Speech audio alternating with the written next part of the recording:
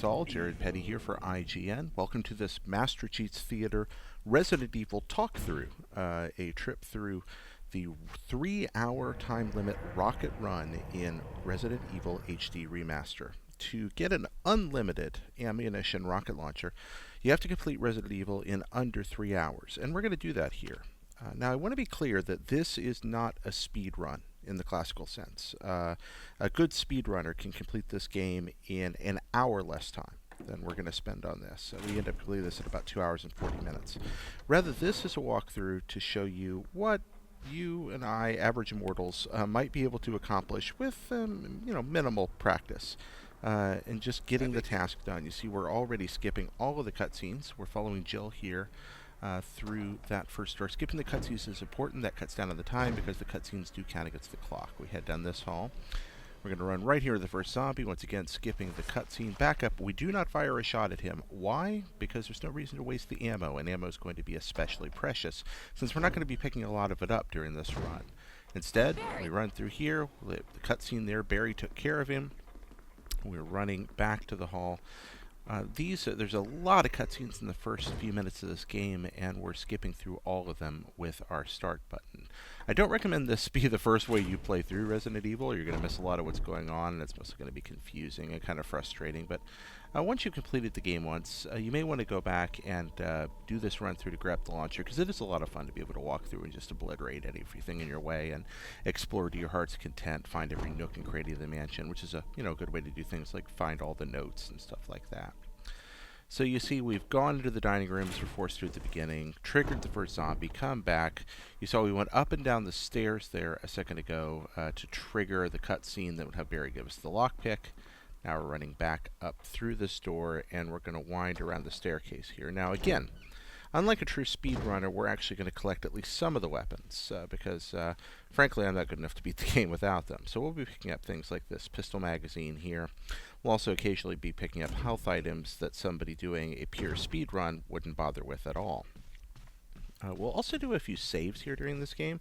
You can save quite a few times and still get in under the time limit, and I recommend it. We are going to skip those because we're going to hope we don't need them. Come up to this hallway here and try to get by the zombie as quick as we can. Now this first zombie hiding around the corner here in the mirror can be dodged, but he's a real pain because of the camera angle. So I find it easier just to knock him down. We're not actually going to try to kill him if we can avoid it, because we don't want him to come back to Crimson Head. So there's a blaze away here with the handgun, and we are going to drop him right there in front of us. And if I remember right here, we're going to grab the golden arrow, and then I'm going to screw up pretty much right here at the beginning of this walkthrough, if I remember right. Let's see if we do it here. Skip through those notes. We don't want to look at them. Bend down, get the magazine. Let's see if he starts his lurch. Oh no, we do pull it off. Good. Alright, we slip around him here. Once he makes that first lurch, you back away, and if you dive right in past his shoulder after he misses the first lurch, he'll almost always miss the second. Right through this door here. We're now headed back to the main hall. We're going to grab this dagger. Daggers are really handy when you're trying to run through this game quickly, because even though the zombie grabbing you does cut a couple of seconds off, it's still a lot easier than having to run around hoarding health items. You've only got those precious inventory slots. You notice we're using Jill for this. We're using Jill for a couple of reasons. One's because Jill's got more inventory slots, which makes some of the run-through stuff just a little easier. Second, Jill has access to better weapons, which is going to help us with some of the more difficult parts of the game. And Jill's run's just generally easier to get through. And we're also going for the bad ending. There's no reason when you're trying to do this run to go for the good one. That means we're not going to save Barry, and we're not going to rescue Chris at the end. The reason for that is there's a lot of time that goes into saving Chris that we don't want to use. It's absolutely possible to finish this game in 3 hours and rescue Chris, but if you're just trying to get the rocket, don't bother with it. You save him the first time around, you'll still feel good about yourself. Remember, he's not real. He's just a digital life form living in the game, and he doesn't know that you didn't save him. So, we let Chris die, we let Barry die, and we save the time we spend going after Chris. We get the Magnum. Let's just drop Tyrant in the lab really quickly. Barry's Magnum, not the ordinary Magnum. And also, we don't have to fight Tyrant at the end on the helipad. If you save neither of those guys, Tyrant doesn't even show up. That saves us several minutes of time there at the end of the game. So, yay for that. You see, we went down, grabbed the Book of Curses, flipped it over, grabbed the sword key. We're down here in the crypt. And running back up these stairs. So far, not a lot to worry about here. Now, these guys up at the top of the stairs, we watch them turn, and then if you run right along the edge of the wall opposite where they are, you can almost always get by both of them. Usually there's only one there, but I accidentally ran the wrong way and lured both up there. If you hug that wall and you stay on the opposite side of whichever way the guy at the top of the stairs is facing when you run up, you can almost always get past them without wasting any ammunition or time shooting. Now, I'm doing this in a very precise order. You see, I went into the dining room, went upstairs, ran through the hall, grabbed the arrow, came outside, got the sword key, came through this hall immediately. If you follow this very precise order that I'm using here, you're not going to have to worry about the broken shotgun to get the shotgun. And while it's completely possible to finish this game without the shotgun, I don't want to fool with that, and neither do you. The shotgun really helps in a lot of places. So let's run along and get that. We're going to stop here and grab a dagger, even though that eats a few seconds up, because daggers are just so darn handy. So we're going to grab the dagger, but we're not going to worry about the handgun ammunition at the end of the hall, because we're not really going to need it. So even though there's some handgun ammo hidden behind that thing, we're not going to fool with it. Jill's going to run along here a little bit into this next hallway. There's a dagger in this room, but I don't want to fool with the cuts, or not that room, but the dagger room coming up. We're going outside first. Sorry about that. We do want to run out here now and grab the chemical. That's another reason we're not filling up on too many items or healing items, is because we want to have enough empty inventory slots to grab all this on our run through. You saw we grabbed that ink ribbon.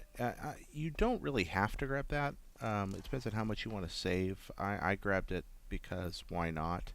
But it's not intrinsically necessary. I saved quite a bit for this run through, but I was probably being a little bit paranoid, and you can shave some time off by not doing that.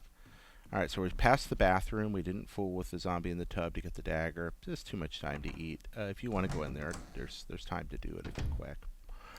Right through this room. Okay, so if you do everything in the order we've done it so far, we're not going to have to worry about the broken shotgun. Instead, we can trigger a nifty cutscene where we're going to skip that cutscene, but Barry's going to save us from the trap here. Grabbing our items. Since we've already got an ink ribbon in our inventory, we can go ahead and add another one, so, why not? Now we got 6 ink ribbons, which is most of what we're going to need for the game, frankly. So yeah, not bad to have. Okay, so you get the cutscene to trigger. I'm going to go in here. Cutscene's going to start. You skip through it, save time. Check that door. Check that door. You got to check both doors to trigger the cutscene. Otherwise, you get squished or cutscene won't happen. All right, we run through here. Barry just saved us. We're missing that part. Barry's going to talk to us some more when we get outside the room here. There we are. There's Barry. Wasted a little too long pressing the button there. Lost a second.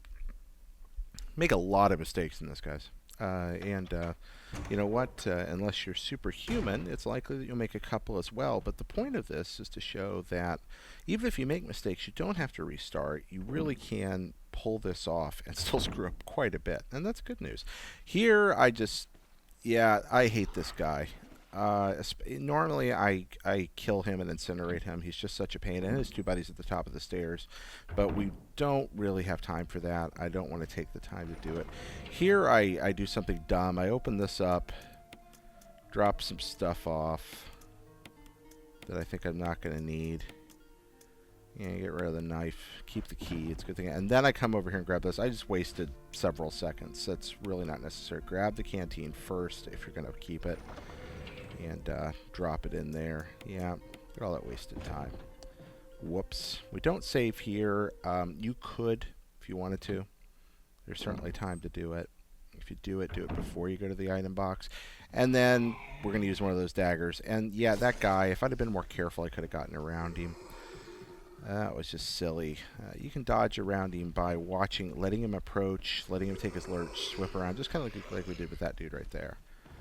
It's not too hard to avoid the zombies, except when they're in a blind spot off the camera, or when you got a group of them to deal with. And again, we're not gunning them down because we want to save bullets and because we don't want to have to deal with crimsons when we come back to this area. You may remember in Resident Evil Remake, if you kill a zombie and you don't burn his body, if you make him completely dead, unless you burn the body or unless the head pops, which is, I believe, a random number generator issue, then he's going to come back as a Crimson later, and the Crimsons are much faster and tougher, and you just don't want to deal with any more of those. Then you absolutely have to grab the dog whistle there, extra ammunition on the thing, and then the lighter. These are all items we're going to need to complete the game.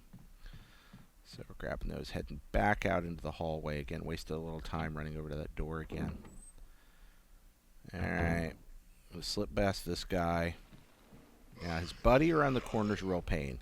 Never quite sure where he's going to be, so I just take a peek around, and we get fortunate. And he's always waiting to grab. Again, another reason to have those daggers. Use the sword key, I believe, to open that door.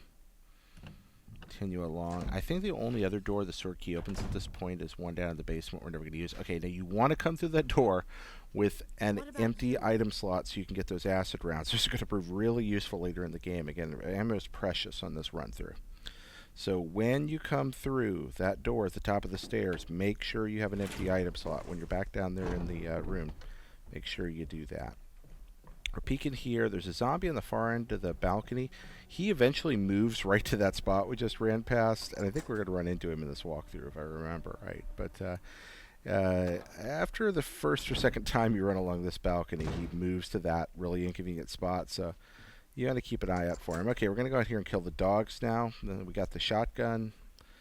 I really have a hard time with this. The right way to do it is to stand about right there, equip the shotgun, aim the whistle, listen, wait for them to come running up, then auto-aim, then shoot. And here I just blow the timing completely, and he gets a hold of me. And this, which should take about 10 seconds to kill the first dog, grab the collar, and run through the door before the second one even shows up, instead turns into like a minute-long thing of me getting chewed on. So again, right way to do it, run to the corner, aim up, shoot the moment you hear the dog coming, and just, you know, keep blasting away.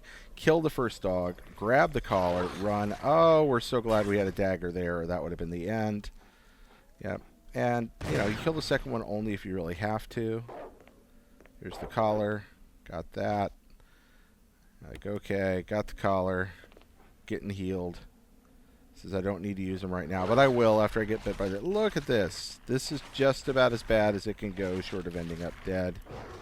So end up using a lot of bullets. I'm trying so hard to save shotgun shells here. Oh, but the amount of time I'm using to do this just does not make it worth it. I should have just shot that second dog. Look at this. Oh, the seconds tick by. Running back over. Healing again. Using them again. Screwing up the use. Oh, guys, this is awful. All right. So, discard the whistle. Always discard when it prompts you to discard. You don't need these things anymore. And, yeah, that's not the way to do it. But at least by not doing it, I can illustrate to you through description how you should do it. Okay, this guy just likes to puke. In the ordinary game, again, these guys in this hall, in this body, I like to burn all of this with kerosene or incendiaries. But in this run through, it's not really going to be worth it. And now we're gonna save.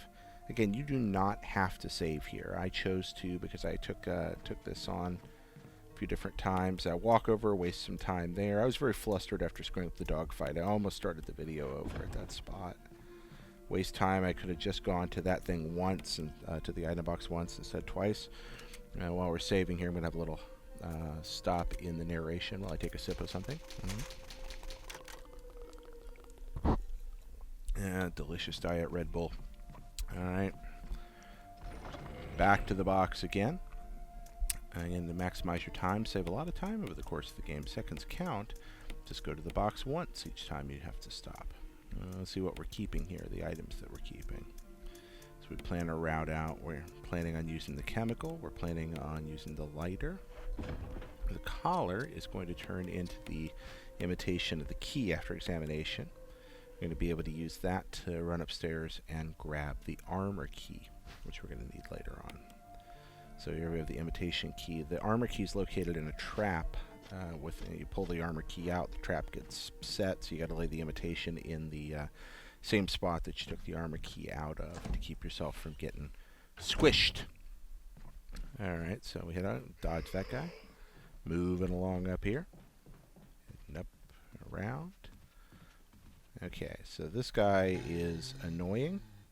We let him take a grab at us, slip by. And we may have done better to gun him down, but again, at this point I was still mad about the dogs.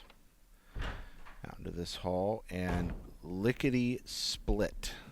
Do not want to linger here. This guy's going to turn into a crimson here in a little bit, if I remember correctly, no matter what we do, or a crimson shows up in the hall, if I remember right. But we're not going to fool with them. I don't like going down that hall. Some guides will run you through it, speed runs in particular, because it's a great route. But we have plenty of time to avoid it, so there's no reason to squeeze in there with those three guys. So we take this key, which is the armor key. We can't skip this cutscene. This is any of the in-game rendered stuff can't be skipped. It's only the CG stuff that'll skip. That's a little idiosyncrasy of Resident Evil. So we'll use the imitation. And now we have another key that allows us to open up other places we want to go to.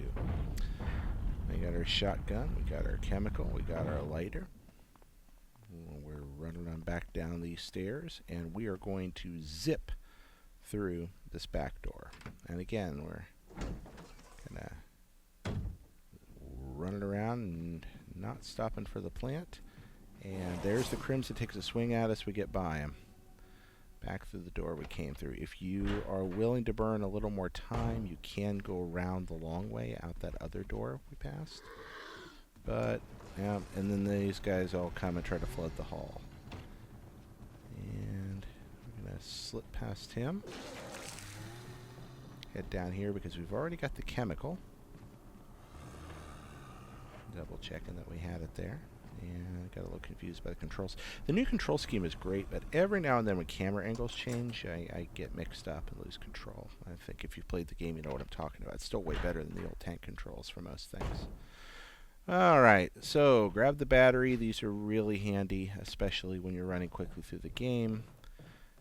There's some ink ribbons. You do not have to take those. I am a little OCD about my ink ribbons and grab them at every opportunity. But again, unless you're going to be doing a lot of saving, the game's going to provide you. You can trust Resident Evil to provide you with the ink ribbons you're going to need to succeed. Move along here. Young Jillian makes her way through this next door. There's another battery pack. Now, in an ordinary walkthrough, we'd run down and grab a magazine out of a room down the hall. We're not going to do that. Instead, we're heading down the straight hall here, knowing that when we come out the other way, zombies are going to burst through those windows. We're not even going to fight them. We're just going to outrun them. Come over here. Yep. Use the chemical. Drop that in there. We want to turn the red knob. The red knob is the one that will kill this fella right here. Again, we have to watch the scene because it's an in-engine cutscene. Can't skip it. And this guy goes. If only Plant 42 went so easily.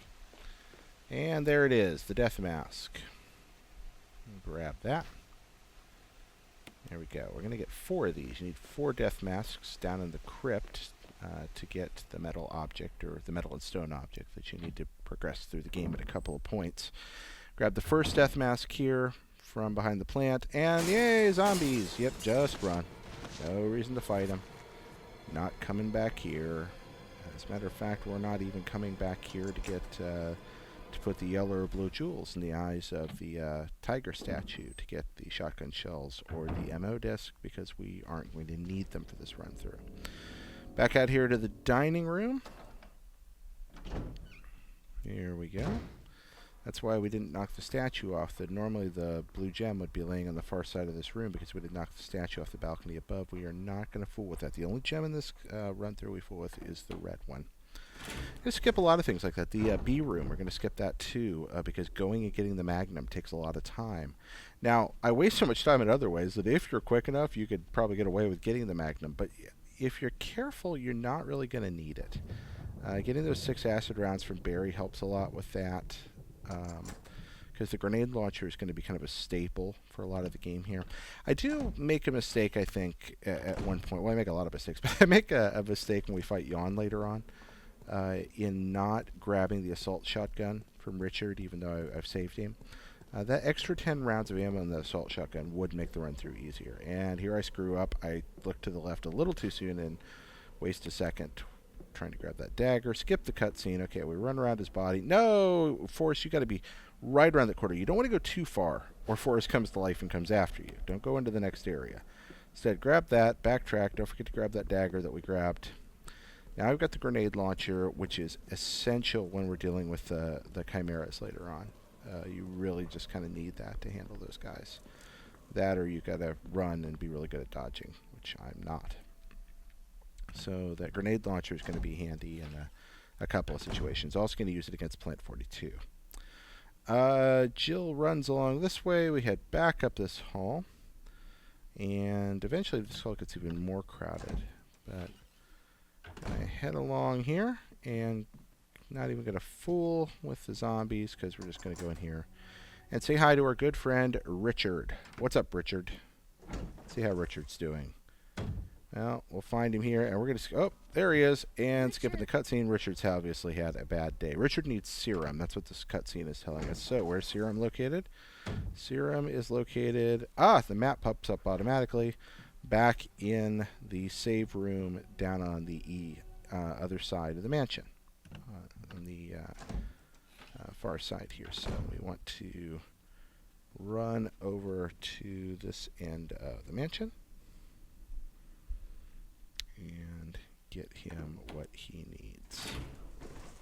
So head off to that side. And we're being cautious because we're waiting for this guy. Yep. And then almost run right into him anyway. And then do run right into him anyway. I wasted so much time. I should just run around the far side of the balcony. It would have been safe. And saved a knife. So whoops on that. The right way to do that is just run around the far end of the balcony and he won't get you. And yeah, it's worth the time and the knife. So, okay, this guy right here, again, lure him. We can just shoot him in the lower legs, knock him down, or a solid shot, short range, usually enough to knock him down. But got by him here. There's going to be another guy waiting down here. Head along. Through this door into the medical storage room, and for some reason, yes, I decided to save. So we save again at this spot,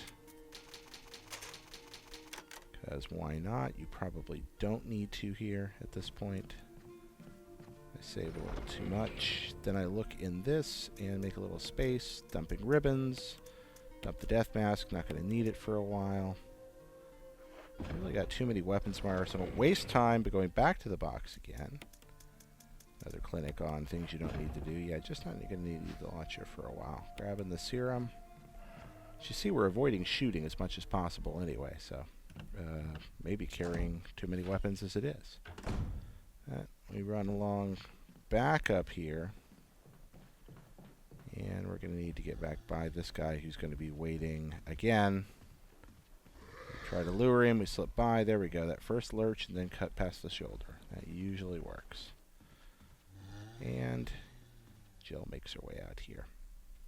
Alright, so Richard once again is back across the second floor of the main hall. And this time we do go the right way. There's that blue gem I was talking about earlier. Normally we would push the statue down. There's really no... I think about it for a second here. I'm like, no, wait, I don't need that. Run on. And back across the way. Now, we save Richard. Richard gives us a radio, which will advance some of the cutscenes. He'll also pop in to blast away at Yawn later on. Yawn being the big giant snake. So we come up here, give Richard what he needs. Here we go. Back through the door that we first found him at. And even though we stopped and saved and stopped at the item box, there's plenty of time. He's not going to die of poison as long as we're nice and speedy like this. So go to the cutscene. Okay, Richard. Now, I get a little mixed up. Like, which door do I go through? Oh, yeah, it's this one at this end of the room. Open this up here. And we're going to head... There's a zombie hiding in this alcove. Now here, it's just easier to drop the dude. We want him out of the way. And we're going to go into this room where we have to light the candle before we can grab most of the things that we require. Okay, there's a handgun magazine on the table you can see, but we're going to concern now. I stand in the wrong spot. To light this candle and not waste all this time, you just need to be standing directly behind it where you can examine it as an unlit candlestick. I did it there and then turned away. And again, anybody that's actually a real speedrunner is staring at this screaming at their monitor right now. I do not pretend to be a speedrunner. Grab that magazine, fire away at this guy. He comes in. I didn't finish him off in the hall. He actually took a while to go down. Yeah, then I get caught. I was trying to run away, went the wrong way, got bit in the neck, just bungled this whole thing really badly. He finally falls. I forget there's that cabinet on the left side of the screen has another handgun magazine in it that I forget about. This guy's in here. Let him take a lurch at me. I chase him out. And they start shooting it in. Really isn't necessary. You just lure him around the table and you're slow enough that you can. So look at all these bullets I'm wasting here. This is, yeah, don't do that. Just run around. Sometimes you get a little scared. Make bad decisions. Got the musical score. Gonna need that because, you know, Spencer Mansion designed by some real weirdos. And once again, leaving valuable bullets behind in that cabinet. 15 more rounds. Stopping for a second to take a sip here. Ah, Diet Red Bull goes down nice. Once again, no, we are not sponsored by anybody there. I'm just happen to be drinking that right now. Okay. Back outside, and Richard's just going to hang out. We don't have to talk to him. And since we're badly wounded, we're going to use these now. Truth of the matter is that shouldn't have let that room take that long or let me get hurt. Now you see some of the what not to do with that. Okay, so no longer on the verge of death. Back out in the hall, but we've barely made use of our new key, our armor key. We managed to get the grenade launcher, managed to go through that door. But we haven't done some of the other things that we want to get done yet. So we're running out here onto this balcony and saying, where to now? And then I kind of run around down here to this bottom gallery and go, wait, where am I going exactly? Well, I've got a musical score now, and so we head into the dining room. And here in the dining room, we're going to run up, and you're going to see there's a wooden emblem above the fireplace. Just so we pass this clock. We're going after another key, the key that we're going to need to go after Yawn. So we come up here, and we grab this wooden emblem, cut back into the hall. This is where we met our very first zombie. And we take a right down this hall instead of a left, or headed up the screen. There's going to be one zombie in the way. He's fairly easy to knock down. He goes down ridiculously easily here. Run past him, into the room. And there's a piano in here. Now, another reason that it's nice to play Jill is Jill can play piano, which makes this puzzle a little easier to solve. We've got half of the music we need already from that room that we lit with the candle. That's why we went in there first. And there, behind this bookcase, we're going to find the other half of the music we require. So we grab the other half of the musical score, and we're going to combine the two in our inventory. Then we head over to the piano and begin to play. Yep. At first I just look at it, wasting some time. Then I always have to use the notes.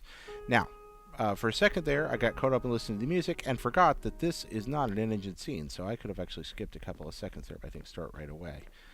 We look here, we take the emblem, and we replace it with the wooden one. And we can't skip this door going down because that's rendered in-game. So we take that door comes down, we place the wooden emblem. I hit the wrong button for a second there. Place the wooden emblem in, and the door goes back up. That's a file on the ground next to you. You don't actually have to grab it, and probably shouldn't when you're in a hurry. So don't worry about Trevor's diary or reading any of that. Run back out here. We did all of those things so that we could get that gold emblem, which we're going to return back to the dining hall with. And again, this house designed by convoluted madmen of some kind. We run by this guy. He tries to grab, doesn't work out. It must have, it'd be really, really hard to even open the refrigerator in this house, I'm guessing. What's the, I don't remember who came up with the old idea about the rooster key and the chicken door. Who was that? I don't remember. Anyway, it was not me. So we put the gold emblem up here, and this tiny door opens in the grandfather clock because that makes a lot of sense. Obviously, there's a gold detector above the fireplace, and somebody was really concerned that you only want to be able to get the gears if you happen to have gold plating above your fireplace. We turn the large gear to the left twice. That'll get it to 6 o'clock. Once again, large gear to the left twice. 6 o'clock, stop turning, clock rings, bing, bing, bing, bing, bing, bing, and then opens up, and behind it is another key, and this is the key that'll take us later on to Yawn's room. So we're excited about that, because Yawn has one of the death masks. Now, when we fight Yawn, we don't actually have to beat him. All we have to do is grab the mask and run. If we're willing to linger around the room and let Richard shoot for a while, then Yawn will eventually kill Richard for us. Richard will drop his assault shotgun, and we can take it, which makes going to Yawn's room with 2 empty item slots really appropriate. In this walkthrough, however, I decided that I was going to do without the assault shotgun and skip that to save time. And it probably did save about a minute of him shooting at Yawn, but in retrospect, that assault shotgun is really handy. The extra 4 rounds it can hold at a time are nice, but perhaps more importantly, it's just got 10 bullets in it when you get it. And 10 extra shotgun shells is a huge difference in the game. We actually do pretty well with ammunition in this. We do not run out before the end, so again, maybe I'm being a little too paranoid. But since you're already foregoing the Magnum, which is the most powerful weapon that you have for most of the game, it's not a bad idea to grab what little advantage you can, at least take the shells. So we come in here, and snake, a snake, oh no, it's a snake. Yep, there he is. He's Yawn. Can't skip this scene. He's all intimidating. Can't skip that one. Alright, we run around. Richard's shooting at him. I was calling Richard Rogers, I think. I can't remember. Oh, Richard, Dick, whatever. Alright, got the death mask, and here I screw up. Yeah, he bites me.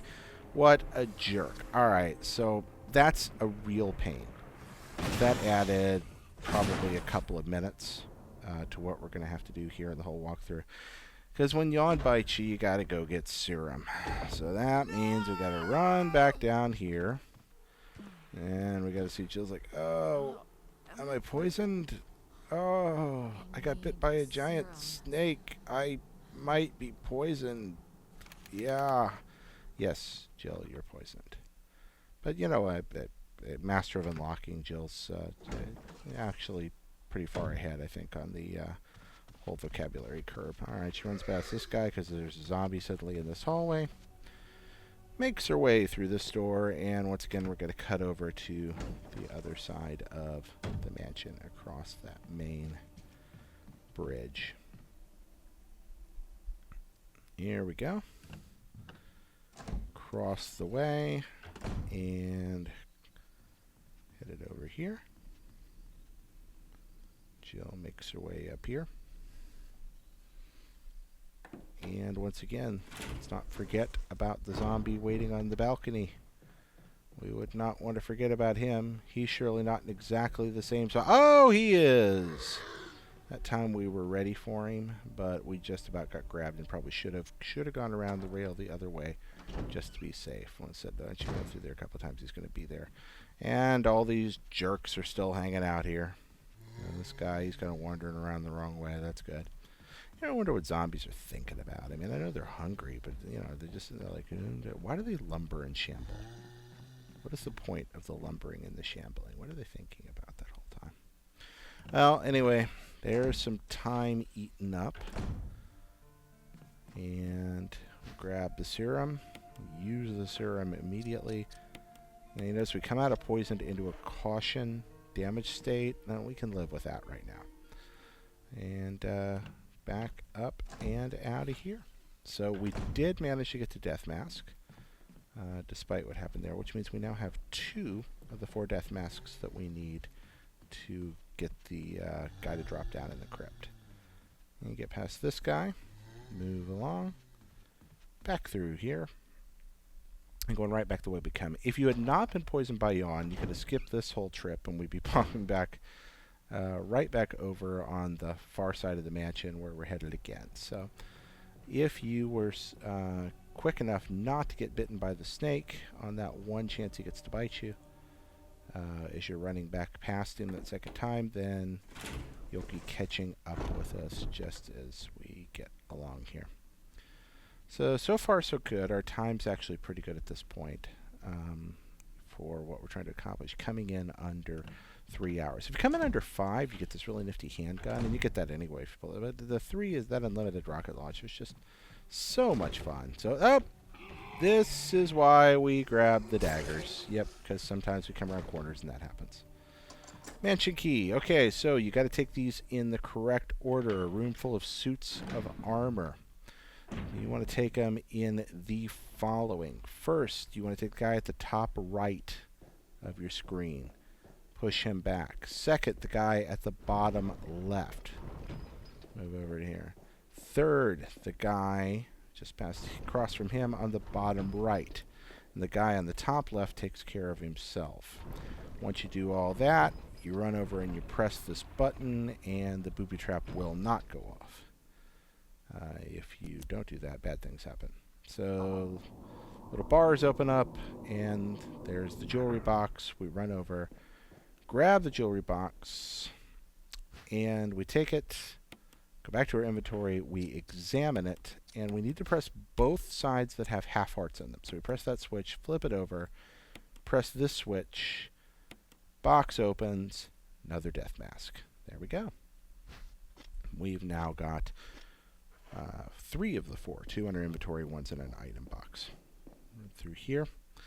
And the final death mask is located past what I think of as the Crow Gallery, which is downstairs not far from this area. So we take a quick dive through that door. It's a great way to get away from zombies, man. If you can hit that execute button, whatever it is on your particular console or PC, you can hit that button right when you get to a door. You can initiate that transfer to another screen and avoid unpleasant entanglements. This jerk, I hate this zombie so much. Taking a Red Bull break here, just a second. There we are. Oh, look, incendiary grenades. We're going to put those in the item box because this is our good chance to do it. So, again, shouldn't have opened the lid, but didn't have a lot of space there. Grabbing that first aid spray. That's also important. And putting those away for later. We have the launcher, but there's no cause to use it yet. But we do want those incendiary rounds. Incendiary shells are useful in all kinds of situations, not the least of which is that they're great at barbecuing zombies and keeping them from turning into crimsons later on. And once again, double dipping in the item box. That's some wasted time.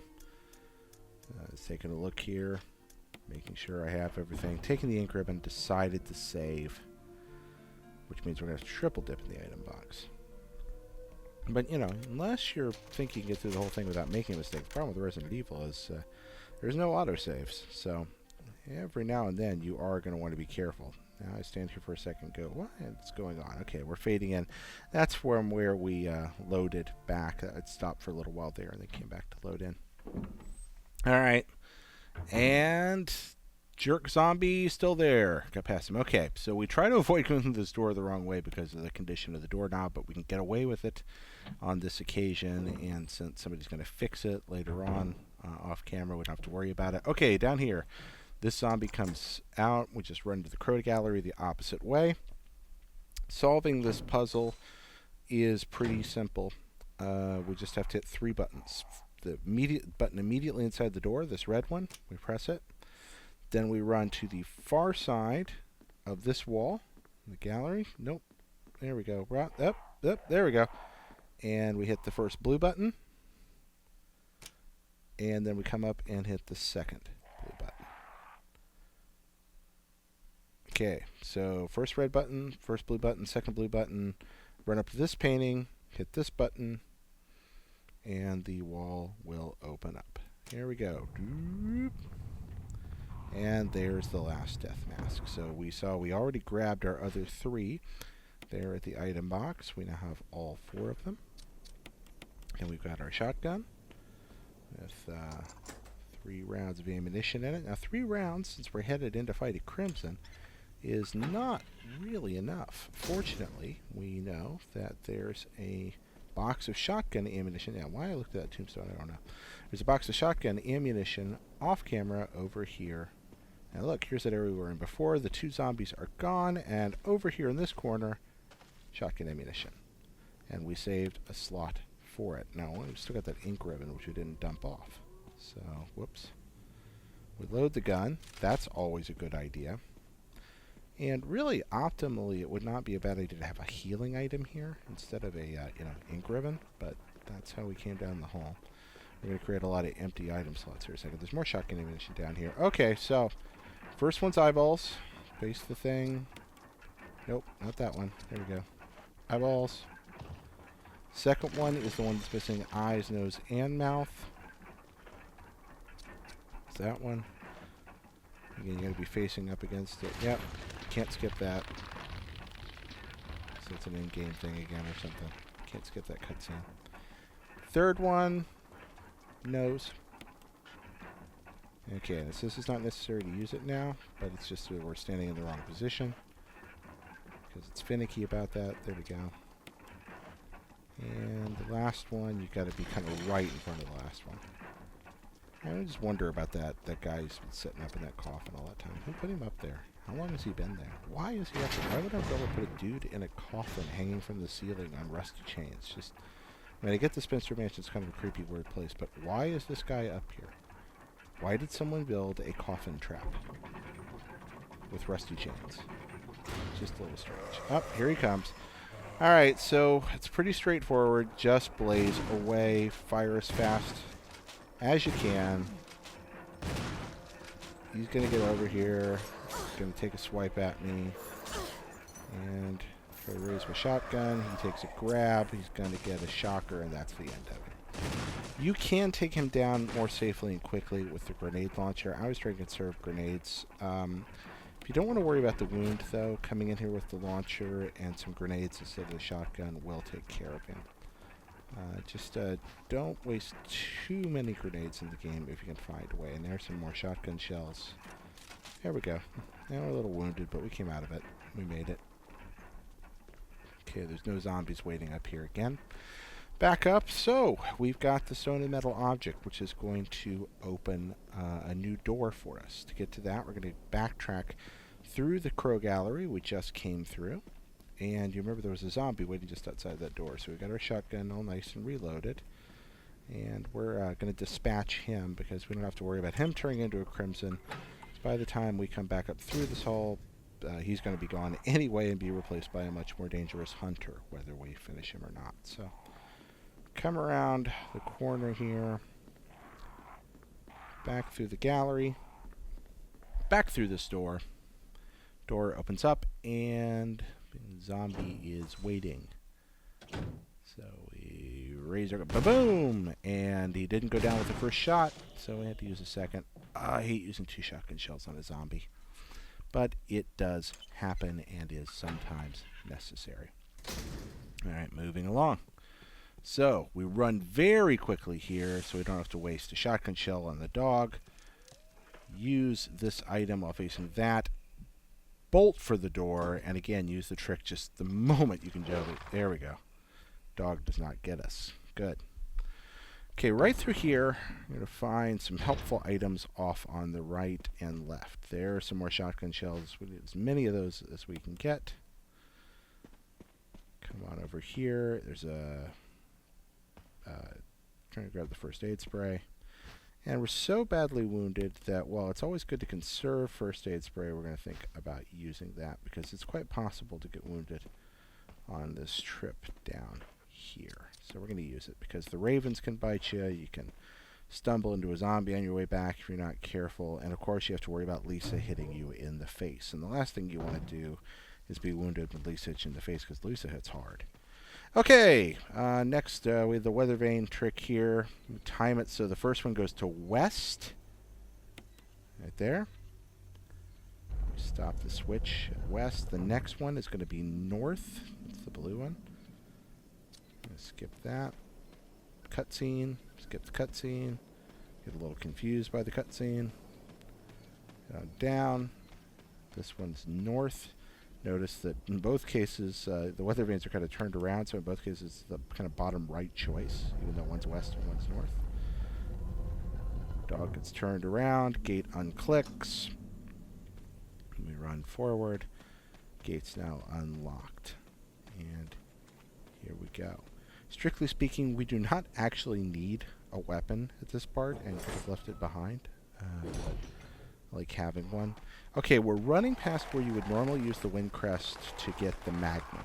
Now, the Magnum is kind of the weapon supremo for Jill, but it does take a lot of time in the B room to get it, then a lot of time down here doing the crests, and you can totally get through the bad ending game without the Magnum, without a lot of difficulty. So we're not going to fool with it. And although I hate not having it, because it's just fun to shoot the Magnum. Alright, making our way along the forest trail here. Lum-de-dum-de-dum-de-dum, running along the forest trail. And waiting for the ROUSs, the rodents of unusual size, but I don't think they exist. So move along here, and we reach the cabin and Lisa's house. Alright, so into the cabin. There's an item box and a typewriter in here. If we are so predisposed to save, we're coming here to get the hand crank. There's actually two hand cranks in Resident Evil. I believe this one's called the square crank, or round crank or something. It's the one that's not the hex crank. So we come up here through the room. There's a typewriter. There's a fire. There's an item box in the next room. And down here, where we're hopping, is where we'll find the crank. Once you find the crank, you're going to trigger Lisa's return. And she'll be waiting when you step through the room to the fire. So we go through here. Lisa hits us in the head in a cutscene. Okay, Lisa's invulnerable. Don't waste your shots. There's no reason to waste a single bullet on Lisa. Just try to dodge faster left and hope for the best. I don't remember if we get whacked here or not. She hits really hard, so have your health full up when you face her. But cut past her, or I guess it's her right, your left, pardon me. So cut past one side of her. Hope you don't get hit. There we go. Out, and then just run. Out the door, back down the forest trail. Now, when you head back down this trail, there's going to be a zombie about halfway down. It's easy to run into his arms, but you can go around the tree on his side. We'll get down here too. And we've got the crank, and now that we've got the crank, we can get to the pool, drain the pool, and move on down into the residence area. So head it down. There he is. Around the tree. Avoid the zombie. Later in the game, when you get to the graveyard where the Magnum is again, there's going to be a second zombie waiting there you can run into, but he doesn't show up yet. So we run past here, through the graveyard. And then all of this is taking a lot of time, so we're moving as quickly as we can, because a lot of this running back and forth on these paths eats precious time on the clock. And at this point, we're moving up on our run through about the 40, up to the 49-minute mark now, which, considering the number of mistakes made, is actually pretty good, and a pretty good pace for us to be on to complete the game in the time frame that we want to get the rocket launcher. So back up the hill and past all this again. No enemies this way. No enemies here. Back into the garden shed. Now, instead of returning to the house, we're going to go through the doors that we haven't been through yet. So we come back up here, but we don't go back the way we came through the metal door. Instead, we go through these double doors. And this is where we're going to find the pool waiting for us.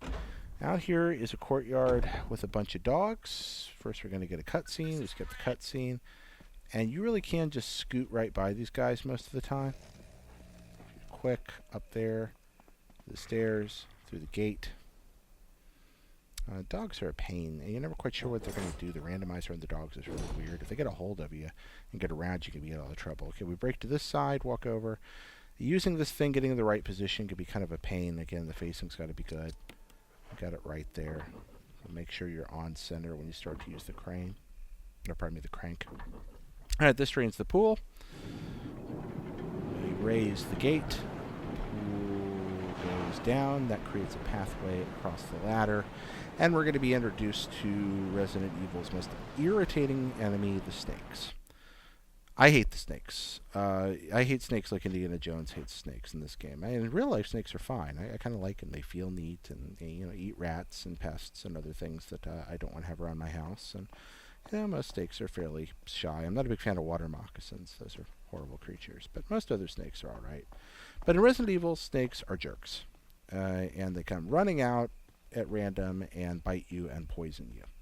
Fortunately, there's blue herb, the very first blue herb you'll encounter in the game, way to get the end of the route. But to avoid getting bitten, just run like all get out. Do not hesitate. Take the corners fast. Hope for the best. Yeah, also run across this room very quickly to avoid getting ravened in the face. That waterfall there will drain much later in the game to progress. We get through this gate, and I'm just going to run past that herb for now. And snakes from the sky. Acro snakes. Paratrooper snakes. Yep. That's the 1st Snake Paratrooping Division, 2nd Battalion, Snake Army. Through this door, and we have reached the residence. Alright. So here in the residence, if you do get bitten by the snakes, there's some blue herbs. You saw them there in the bottom corner of the screen. Fortunately, we didn't get bitten, so we're going to walk past them. And right here is another save room with another item box. So, look, there's a battery. There's ink ribbon along here. Ink ribbons are provided as needed. So, once again, I probably grabbed too many there. Use an ink ribbon. Bring up a ye old menu. Save our game. Gonna stop and take a drink break here for a second here. Heading around. And, okay, so right there we did a save and load. Because I stepped away for a little while. Loaded back up. Dropping off the crank. We're not going to need this for a very long time. And doing a little item rearrangement here. Don't need that key for a while. Going ahead and grabbing the launcher and the acid shells because I want to have them ready for when we face Plant 42. So I took the launcher and I loaded it with shells and took an extra casing. I could have loaded more into it, but that's those 12 shells I had hoped would be sufficient for Plant 42. Through this door, spider on the ceiling above you, just immediately break to the side of the room. Get away from him. He won't follow you past the stairs. He spits the poison acid stuff, but most of the time if you're quick you can run right by him. As a matter of fact, you can open the door while he's perched on it. You need that book in your inventory to get to Plant 42. So you want to have that. We're going to ignore all the lamps because we're not going to make V-Jolt. We'd normally look at the lamps and the pool balls in this room both. Yep, look at there. See, right through the door. That spider just, open the door. He's gone. Magic of video games, folks. Alright, now, you don't have to push this box out. If you do, push it 4 pushes, and then 4 pushes this way, out, over, and 5 this way toward the camera, and that'll lock it up and then crawl over. The reason we're doing that is if you run through that empty space, instead of going over the boxes, Plant 42 will grab you, and I just don't like it. But if you're trying to save some time, just take the Plant 42 grab and go on. But we're doing it this way, and it works out fine. It's the safer way. So we set up the box thing now. Anytime we go through this door, do not forget to go over the boxes, or your time there wasted is wasted for no good. Okay, down here, past this door, we'll be going back there later, and to room 002. Skip the cutscene, open the door. Door opens, there'll be another cutscene. Skip that one immediately. We're learning about intrigue and secrets. Ooh. Alright, cutscene skipped. Into this door. There is a zombie a little farther up in that room, but for now we're running in here and grabbing this. Okay, we come over this wall, grab the key, And if we want to be really cute, we can kind of wander around the room here for a minute. Just right. And look, he comes in after us. Now, while that's not necessarily the safest course of action, we do manage to dodge him. And if you do that, he's not in the room anymore, and you could save a couple of shotgun shells when we have to come back through this room later in the game. So, just kind of a fun little trick. Okay, we run out this door. Now we're going to double back all the way back to where our save room was, and across the hall from the save room, the key we just grabbed opens up that door. So once again, down here through the residence, back over the crates. A lot of crate climbing going on here. There we go. Goes over the crates and back down. Makes way along there. Uses the residence key. Yep, discard the key. Make space in your inventory. Into this room. Now, there's a self-defense gun just past the hang guy, and if you go past the hang guy first, grab the self-defense gun, backtrack, you won't even have to deal with him. I just walked through the wrong door. I was trying to go through the door on the right there, and I hit the button at the wrong time, which was really annoying, and I think I may actually do it twice here if I remember. Like, I was walking through the wrong door because I want to go through the door on the side there. Yep. No, I did it right there. All right. But once you open this door and grab the key, hang guy's going to fall down, so we're not going to worry with the self-defense gun. You can only shoot the self-defense gun one time, but it'll kill any non-boss thing in a single shot. So it is kind of a neat weapon. But for this run through, having that inventory spot, having to deal with putting it in and out of your inventory, because it doesn't disappear when you fire it. You've just got this empty gun that you can't reload. Alright, so we got the key we need. Now we're going to go back to room 002, and we're going to go through the secret ladder in there and down into Sharkland. As part of the game, I first played Resident Evil on PlayStation, and then later on GameCube. And the shark part has always messed with me. I am terrified of sharks. When I was a little kid, I saw Jaws, and I, to this day, won't swim in the ocean. I can't stand the thought. It's just too big and scary, and who knows what could be under there. This paranoia is a fact reinforced by a few years ago when I was standing on top of a tall building in Orange Beach in Alabama and looked down into the ocean on a winter day, and you could clearly make out what was easily a 10-foot bull shark swimming around in the shallows about 30 yards offshore. And I was like, yep, just never, ever, ever going in there. Well, anyway, there's a little diversion in my fear of sharks. So this part of the game always kind of freaks me out. Come down here to Sharkland. Alright, so we're headed into Sharkland. Now, you can save a couple of seconds pushing this box by pushing it right here when you come through instead of backtracking, except that I screw up and push the box too far so that I can't get through the passage. You should only push it one less push than that. I'm like, oh, crud, I can't fit through the hole. So I end up actually wasting more time doing it that way. You got to push all three of these boxes into here to make a little bridge across the water. So we'll back up here and a little box pushing puzzle fun. Yep. So it's not a video game if you don't push some boxes around. If this was like Adventures of Lolo, that would be alright, I guess. But I miss Adventures of Lolo. That was a good game. Anybody ever play it? If you did, put in the comments. Talk about Adventures of Lolo.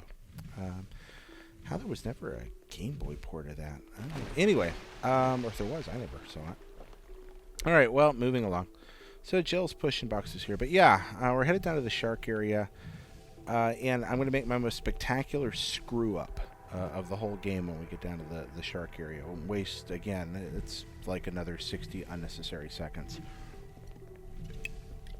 Went in the throat there. Alright, so Jill pushes this last box, makes a bridge. Now, something about herbs in this game. I like to grab the herbs, whatever. I like to grab herbs when there's time, even if it's close to filling up my inventory, because you can always eat an herb. If you end up not needing it, you just devour it to make space in your inventory for more stuff later. So as long as you got the time to make the grab, it doesn't hurt to pick it up. I grabbed that one because sometimes these sharks will take a bite out of you here. I skipped that cutscene there. you run as fast as you can, hugging that wall, and most of the time they won't get you. But every now and then one will be on just the right track, and he will get a nip of your ankle. And if that happens, having that extra healing item is nice. So Joe runs up here. We don't get bitten. We throw this key away to make some space. All right. So we're going to head down here, run over to the ladder. Yeah. And head down into this laboratory type area. Now, the valve that you have to press here in a second is randomized. So you want to look at this chart. You see it said number 3. That's not always number 3. So you always want to check the chart first before beginning the puzzle. We hit the switch, which causes this guy to get angry and still scares me every single time. And the computer starts to yell at us, and it's kind of weird computer voice. There's the valves that we're going to be pressing in a second. So we have to hit this keyboard to release the safety. On that side. Run over here. Pull the lever. It gets stuck, and we can't skip through this cutscene. That's unskippable. Alright, so we have to run over. Hit oil pressure number 3. We hit switch 3, that raises it back up. Now, we can't just go back to the knob. We've got to go back to the control panel over here.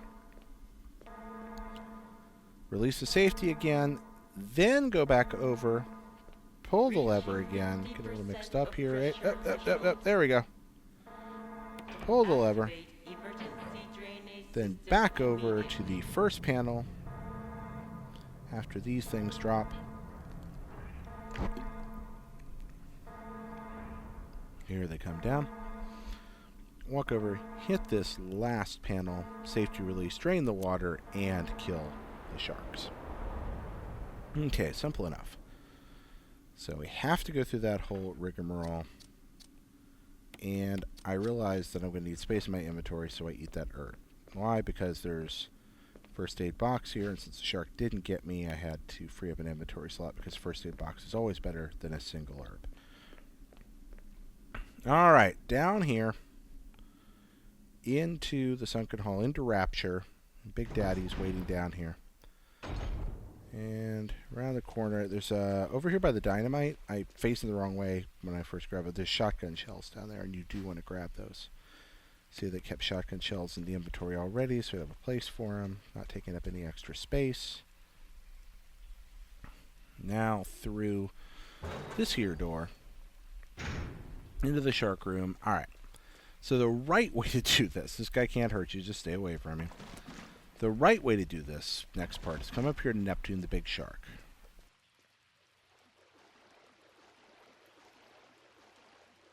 Come up here. First, look at this little panel thing. Not that panel thing. You look to the panel thing to the right. Don't pull the lever first.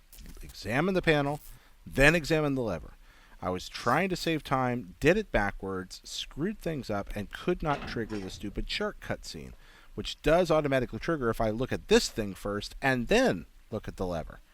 So instead, unfortunately, I screwed the whole thing up. Now I'm pulling levers, just trying to trigger cutscenes. Can't push the thing because it's electrified. Pulling the lever back up. Finally looked between the little panel thing and that. I climbed down here. Okay, this is just embarrassing at this point. Running over. Please wake up, shark. I'm trying to grab the key. Come on, wake up. Try to eat me. Nope, not going for it. Not going for it. Okay, just walk over to the key box. Reach for the key box. See the key box up there on there between the two panels? Reach for that. Nope, messing that up. Pulling levers. Oh, it's just painful. It's the worst. The only thing worse than watching that, folks, would be living it. Alright, so finally woke the shark up. Now it's easy. Turn the panel off because you don't want to do it with it on. Push it into the water. Pull the switch. So much time wasted. There we go. Shark is electrified. Not going to bother us anymore.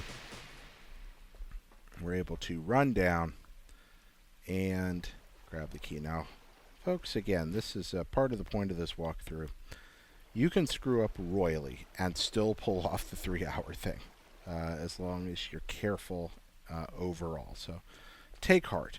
By the way, probably should have mentioned this earlier. You notice we chose Jill. Also, you have to do this on normal. If you're trying to do this on easy and you've been watching for the last hour, I really apologize, and I'll put that in the notes for the video. That's necessary so that you won't be screaming in rage at your screen at this point. All right, so we go back to these doors that we have not been through, or go up to these doors we haven't been through yet. There's some Magnum rounds over there, but we're not grabbing the Magnum, so we're leaving them, which again causes me pain in my heart. But we don't need them for this run-through. So, Jill makes her way through this door, unlocks it, continues on. Where will we find ourselves? Why, back up by where we pushed all the boxes. Back up the tunnel, find our way over here, and climb this ladder. We go up, up, up the mountain. Wait here for the transitions. And the transitions take a significant amount of the total time that we spend on this. Yep, zombie's still gone. He's in the bathroom. And leave him be. So we're not going to have to fool with that for a while. We're not going back down because, again, we're not going to be making V-Jolt to save time on the puzzle. We're just going to fight Plant 42 at full strength. Discard the key. All right, so I mentioned sharks. This house is just a litany of terrors for me. I'm also really frightened of bees. When I was 5 years old, I sat on a hornet's nest that was hidden in a group of railroad ties, and I was stung on my rear end so many times that I couldn't sit down for over a day. I just had to lay on my belly. Grab the insecticide spray from that guy. Do not try to take out the nest. Instead, run from these things. By the way, I used to live in Japan. They have bees this big in Japan, hornets. They're called Suzumi bachi.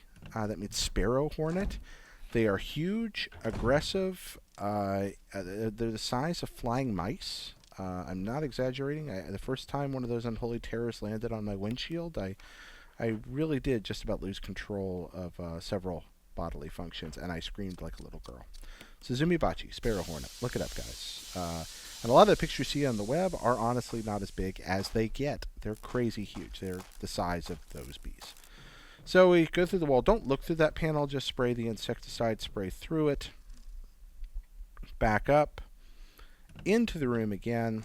There's actually a handgun magazine on the table, and I leave that if I remember right because we're saving an empty slot. You may be able to get away with that. Okay, back around the corner. If you try to walk down here and use the spray without going through the wall, you're going to get stung. Don't do it. Take the key. Excuse me for coughing into here. All right, now here, moving past this guy, there's room 003. That's where we're going. We use the residence key, we discard it, head on in, and we are almost to Plant 42 now. Plant 42 is annoying, especially at full strength. I really prefer killing it with V-Jolt. Oh, yeah, we're going to take this book, which tells you about the V-Jolt if you're doing it that way. And we take the red book that we've been carrying this entire time, drop it in there. Okay, so to solve this puzzle, you have to make a naked lady. So grab her belly button and move her belly button to the middle. That's easy. Really, if you've ever seen or imagined a naked person, this is a pretty easy puzzle. Or for that matter, if you just know where arms and legs go on human beings, you're pretty much all right. Yeah, regardless of gender or clothing status, you can pretty much figure that one out. Okay. So here we go. Door to Plant 42. Equipping the grenade launcher with acid rounds, which are fairly effective against the plant. Heading in, if you're really, really good, you can stand on the middle balcony and do this. I'm not. Really, this boss fight drives me nuts. All right, so you run over to Plant 42. My first shot, you have to elevate your gun. I elevate, and then I realize that even though I loaded my grenade launcher, I forgot to equip it. So yeah, there we go. That's how the fight starts, with me taking a shotgun blast when I meant to use the grenade launcher. How about that? So we examine that first aid case and find some herbs inside. Herbs, as it were. Why do you keep saying herbs? I don't know. So we run up here, Plant shooting acid at us. We head up the stairs. Back around. That's where you can shoot if you're really, really good. I'm not. Let's try this again with the right weapon. We aim. We elevate. We fire. Get closer. Aim. Elevate. Fire. Ah! Oh my gosh. Are we hitting it? We're taking so much damage. Ah, fire again at its bulb. Shooting at the evil plant, spraying acid and death upon us. Alright, yeah, made it mad. It's like, I'm kind of hurt. Oh, it's actually possible to kill it with far less. Accurate. Combine, reload the weapon. Go into HE rounds. Incendiaries are effective against the plant too. I'm just getting torn apart. Watch your health there. Actually takes a while for the thing to kill you unless it knocks you off the railing, so that's good. Even though blue herb's normally used for healing, we're going to go ahead and take that shot there. Aiming up, firing, and getting whacked, firing, and there we go. Got it above the bulb where we wanted to. Had a good angle. See, I get up there, use the auto aim, then elevate the gun, wail away.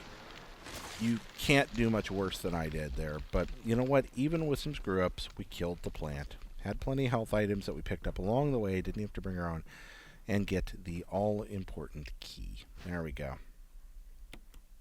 That's going to enable us to open up just about everything else we need to. We're still going to need to get the emblem key at one point. Now, you can't go back to that door. Instead, we take the double doors out here. That'll enable us to get into other places we want to go and grab the emblem key as well, which will open up that last room.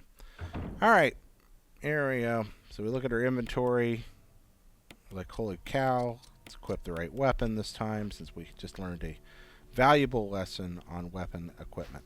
So far, boss battle-wise, we've gotten bitten by the snake, slashed by the crimson, couldn't get the thing pushed into the shark tank, and got beaten up by the plant. And yet somehow we did, in fact, manage to get past all of them without croaking. So, you know, there's something. Moving along. And our pace at about 1 minute and 12 seconds, we're doing just fine. Through the door, back out here into the residence, and there's a cutscene. We're going to talk to Wesker there normally. Wesker, he wears sunglasses inside. That's right. At night. Sunglasses indoors at night. That's a double whammy there. We can run past that now because Plant 42 is dead. Hooray. And we're going to run down here and going to grab some blue herbs because there's a lot of poisonous things in this game. We're going to run by some snakes again. It's just good to have them. Back over here. Get in the save room. Since we just took care of a boss, it's never a terrible idea to do a little bit of item consolidation at all, and etc. Stop here at the box, drop some things off. You really shouldn't have to drop anything. I kind of want to keep those blue herbs, but maybe the master of unlocking, but not necessarily the master of item box management. We don't need the grenade launcher yet. Still conserving that for the chimeras as much as possible. And saving the game. Going to take a swig of ye old water here. Now we've switched over from Red Bull to water. There we go. And once again, we cut back in from where we did a save and load. Because I'd stepped away for a little while. Move along and opening the door to head on to the next part of the game. Okay, so grabbing an herb because we want something in case we get snake bitten.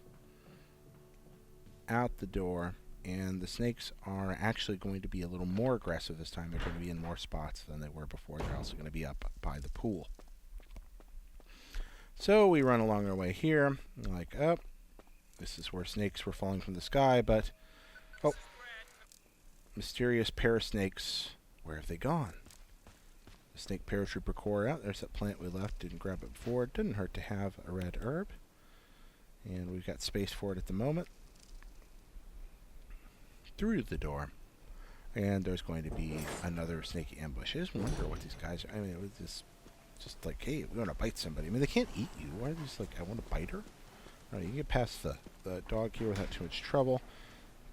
He barks in angry futility, crying out against the universe and how unfair it is. And again, if I was a dog with like meats, stapled to my body or whatever, I'd be unhappy too. Okay, so snakes, but no, that snake in front of me jumps out and bites me. Snakes over there in the bushes, so many snakes. Don't stop and check your status till you're down here. There's no reason to. And poisoned. So now just down at a caution, that's okay. We can live with that. Alright, so we're heading up here, and you want to make sure your gun's topped off. Again, the assault shotgun's handy at this part, but you can get away with the one that we have. Because we're about to encounter our first hunter. Hunters, if they get close enough to smack you, are ridiculously difficult. Again, we can run by these guys. As a matter of fact, not only can we run by them, but most of the time we can get away with grabbing the green herb and running by them. So we're going to do that. Head back through here, and hopefully we have enough empty item slots, because there's going to be several helpful new items that our friend Barry has left in here for us. I wonder where Barry is finding all this stuff and leaving it. We can't leave items laying around. You can't drop items in this game unless you want to discard them. But Barry seems to have that ability, so he must have a more complex inventory system. Maybe it comes from like that big red vest thing he wears. He's just got more pockets. I don't know. Absolutely do not miss these grenades. You are going to want them later in the game. Get those grenades. And the batteries, which will save you if a hunter jumps on your face sometimes. So hunters, yeah, leave that item for now. We're going to come back later and get it. Run through there to get past the dogs. Hunters run up and swipe at you. One of the best things about, or one of the keys to finding hunters is to shoot them and knock them down, and try to avoid shooting again. Okay, so there we screw up bad. I tried to do a lock-on and failed. Shoot them when they're standing. That's the key. Wait until they're standing. I actually fought that one pretty badly. Don't hit them when they're low, unless you absolutely have to. Shoot hunters while they stand up. So you knock one down, wait, hold your fire until one gets up. Now here there's going to be two back-to-back, so there's a little more just wailing away that goes on. But see, wait, fire, and it gets me when I don't wait till he's fully standing up. Right on the edge of death here. Still fully upright. There we go. We reload. Fire a final shot. Well, there we go. And we survive that encounter. And survive it fighting not particularly well against the hunters. Optimally, you can get through all these guys without getting wounded. So, because we're brave people, we know the zombies are not going to fool around with the hunters. We're actually walking by some healing items in that room. I decided not to stop and get them because I was a little worried about time. We are going to find a green herb right here, and as badly beat up as I am, that's pretty important to eat. If you're this badly wounded when you come through here, you really probably ought to stop and get the healing items in the room that we just walked by. But again, shoot hunters when they're down, or pardon me, shoot hunters when they're up. When they go down, wait until they're fully upright, fire again. And you can usually take care of them. Grenades are also effective against them, of course. What's really effective against them? Rocket launcher. And we're going to get a rocket launcher with unlimited ammo if we ever get all the way through this walkthrough. So we push the statue right here, and this way the walls can't squish us to death. So, yeah, if Luke Skywalker, Han Solo, and Princess Leia had had one of these, they would have never ended up in the trouble they did. And listen to me. Luke Skywalker, Princess Leia, Han Solo. Who am I leaving out here? Chewbacca. Chewbacca who celebrated, or pardon me, Chewbacca who took part in every single adventure those guys did, yet for some reason does not receive a medal at the end of that movie. That always struck me. Even when I was a kid, that bothered me. It's like, why doesn't Chewbacca get a medal? He did everything those guys did. He saved everybody. I don't know, man. Maybe just like, hey, you've already got a cool bandolier. You don't need a medal. I don't know. Yep. Anyway, grabbing the dagger here. Still wounded all to pieces. Hey, a deep dark hole we can't see into. Gonna jump down? Yep. And we're gonna grab this book, which we're not gonna need till much later in the game, but we want to pick it up now while we've got the opportunity. Alright, there's a basement of doom waiting down here below us. Gonna go down into the basement of doom. Pressing the switch. And yeah, deep dark ladder. How did anybody ever get anywhere in this house? You just think that people used to live here at some point. How do they ever hope to accomplish anything with this kind of design? Okay, spiders. Yep. Cutting there to the left. Yep, spiders. Spiders like to spit acid. They don't actually do much to you unless you stand still in front of them. But you can get poisoned if you're not careful. Now through here, there we go. Nice anti-poison stuff, and this is what we were holding out for, that red herb. You combine green and red, and you get full healing. We're going to combine those, and we're going to go from the teetering edge of death to just fine. So that's fun. Okay. 2 zombies here. And we're actually going to waste the ammo and take them out, because in this narrow corridor, they are... In this case, 2 shells each, which is actually... Nope, 3 shells on this guy who blew his arm off, which is not all that effective. There's those guys. Reload. Really not happy about the fact that I burnt 5 shells there. Okay, grab the dagger. Very good. We're down here because we want to restore power to an elevator we need to get to. Now here's... At this end is the door that we're eventually going to go out. We're actually headed the wrong way. Run over... And there's the power we want to restore. And it's always fun to press electrical outlets when standing in water, especially after having just watched a giant shark get barbecued the same way. There's a lot of electrical problems in Resident Evil. And I think that the Spencer family really just should have sought out a better electrician. I think they'd have been happier if they had. Alright, so Jill heads down this particular tunnel. What will she find there? We're going to pop out, if I remember correctly, here in the kitchen. Yes, indeed. Okay, so there's a zombie at the far end of the room. There's also a dagger on the desk we want to grab. Yeah, there it is, far end. So we lure this guy out, grab the dagger, just stay out of his arms, use the table to avoid him. It's eating a little time, but lure him over. Best not to get the bite or have to expend the dagger. You end up using just as much time on the dagger animation as you use avoiding him. Down the elevator. Don't let yourself get there getting chased by a zombie very closely, because it takes the elevator a minute to get there. Alright. And down into this here hallway. And we can't skip that. Door opens. This doorway and hallway is actually hidden a little bit. It's kind of around here behind, and there is a guy waiting right there. And get cute and got around him.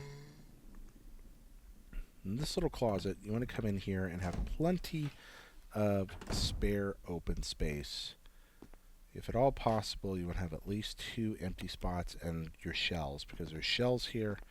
There's grenade rounds here, and you're going to want those grenade rounds. There's a battery in here, and you can never have enough batteries. Don't miss it there on the floor. And well, there's a little battery pack, and then there's a battery. There's the battery pack. You need that battery for an elevator you're going to start up. And you see we're actually full in our inventory here, but you want to get into that room with 2 empty slots and a shell slot, or 3 empty slots if you don't have any spare shells. Moving on. So, down to the end of the hall, unlocking it, open it up, and we're going to pop out in one of my least favorite places in the game, the mirror hall. We quickly dive for that door before the stupid zombies in there find us. I really just... That hall is too many opportunities to get bit in there. I do not like to go in. Oh, and there's a hunter. He's got another buddy on the balcony. And there we go. Alright, so we took care of him. Again. And you see, I didn't wait till he was fully up, and this is how he gets me. If I had waited till he was fully standing, I wouldn't have winged him. And he almost got me. Fortunately, I had a battery pack, which is why you have those things. But that first hunter, that's kind of how to take him out. And the second one, if I'd have waited a split second longer, he'd have never gotten the opportunity to jump on me. All So if we'd had the assault shotgun, the same thing. We'd have had 10 shots instead of 6 and not had to worry about reloading. Alright, back down this little familiar bit of territory for a second. And see that everything's clear here now. And we're going to head down to a familiar, relatively safe feeling place. Head down into the medical supply room where we grabbed our serum, where we've got a typewriter and an item box. So we've gathered already a lot of the things that we're going to need to move into the game's next phase down in the tunnels. But we've still got a little bit that we need to pick up. We need the red gem, which is located in a room just above us here. Notice we're dropping off the last book and we're kind of clearing our inventory out. We're keeping the battery. And we're grabbing an Equrim and going in here and saving. Keeping the battery because we're going to need it to move on to the next part of the game. We're also going to need the red gem. We're going to need a jewelry box that's hidden in a room across the way. We're going to need the emblem key so we can get in the study and get the other metal object. Okay, you see we did another load here, stepping back to the game. Dropping that off. So, red gem, which is up above us. And we're grabbing the grenade launcher because we're starting to worry a little bit about some of the nasty things we might run into. We're going to go ahead and drop some extra grenades in the launcher because the launcher can hold a lot of grenades of the same type. So we're going to use the high explosive rounds, which is what we have the most of, and just go ahead and feed those into the launcher so we only use a single item slot. We move on. Make our way back up the stairs, and this time we're going to go over here in a room we haven't gone in before because we didn't have the key until recently. Okay, so this little puzzle's irritating. In this room, first off, grab the dagger and the grenade shells that you're going to find in here. But the stupid eagle, if he's looking at you, you can't grab any of the gems that are embedded in the eyeballs of the two stuffed heads above. So you see these dressers. You can post the dressers to the stuffed heads. And you use, here let's hit the switch so we can see his annoying gaze. Oh yeah, we're going to go ahead and load the launcher while we're at it. We're only after the red gem because we don't have any interest in going to the tiger room at all for the speedier run through. So there's the yellow gem. We don't want to fool with that at all. Now I'm luring the eagle's gaze as far as I can. You hear kind of a clicking sound will happen if you do it right. We've already pushed this up. And very quickly grab it before that eagle turns around and sees it. So you push the dresser over, cross the room to draw the eagle's gaze, wait till he clicks, run back to the far end, climb up, and grab the gem as fast as you can. Then get out of the room. We won't be coming back there again. Why do you need the red gem? You combine that with the jewelry box that we're going to get here in a minute. Open that jewelry box up, which will reveal a puzzle, and we open that puzzle up to get a brooch, and we examine that brooch, and that turns into a key because video games. Yeah, but, it's fun. Alright, so hunters are gone from the balcony. We don't have to worry about them anymore. Earlier in the game, it's all about evasion and avoidance. You don't want to avoid contact with the zombies because they turn into stupid crimsons. Avoid the dogs because you don't want to waste the bullets, and because facing a bunch of dogs can actually be kind of a pain. When it comes to the hunters, if you're in a room with a hunter, just kill it if at all possible. There's one exception you'll see a little later in this walkthrough where we run from a hunter, but there's a very specific situation. The rest of the time you just want to shoot them to death as fast as you can because they're quicker than you are, and they do a lot of damage with a single blow, and they tend to be placed in locations that you simply have to go through. Fortunately, by the time you face hunters, the game's been pretty good about giving you the weapons you need to get rid of them. Okay, I didn't need to search for that ink ribbon. I'm not going to take it because I need the inventory slots. Alright, so there's a zombie in this room. There's a mirror trick when you first come in here. It's again, you probably seen this, since if you're trying to do a rocket run, it's probably not your first trip through the game, or you're missing the whole atmosphere and tone of the thing. Run over here, grab the jewelry box, and then I get greedy and try to grab the herb, even though I don't need it. Okay. Grab the dagger. I said the herb, it's the dagger. So I grab the dagger just in time to waste another item doing that and waste some time. I did not need to do it. It was a dumb decision. There's a bunch of blue herbs over there that I don't need right now. So I should have just left the dagger laying, and then I would have had the battery pack for later, but oh well. back through the door to the way we came, and down this hallway. We now have the jewelry box, and since there's no zombies in here, we can go ahead and deal with this irritating puzzle. Okay, so first off, jewel to box. Combine and open. Pieces fall off. Now, oh look, umbrella logo. How cute.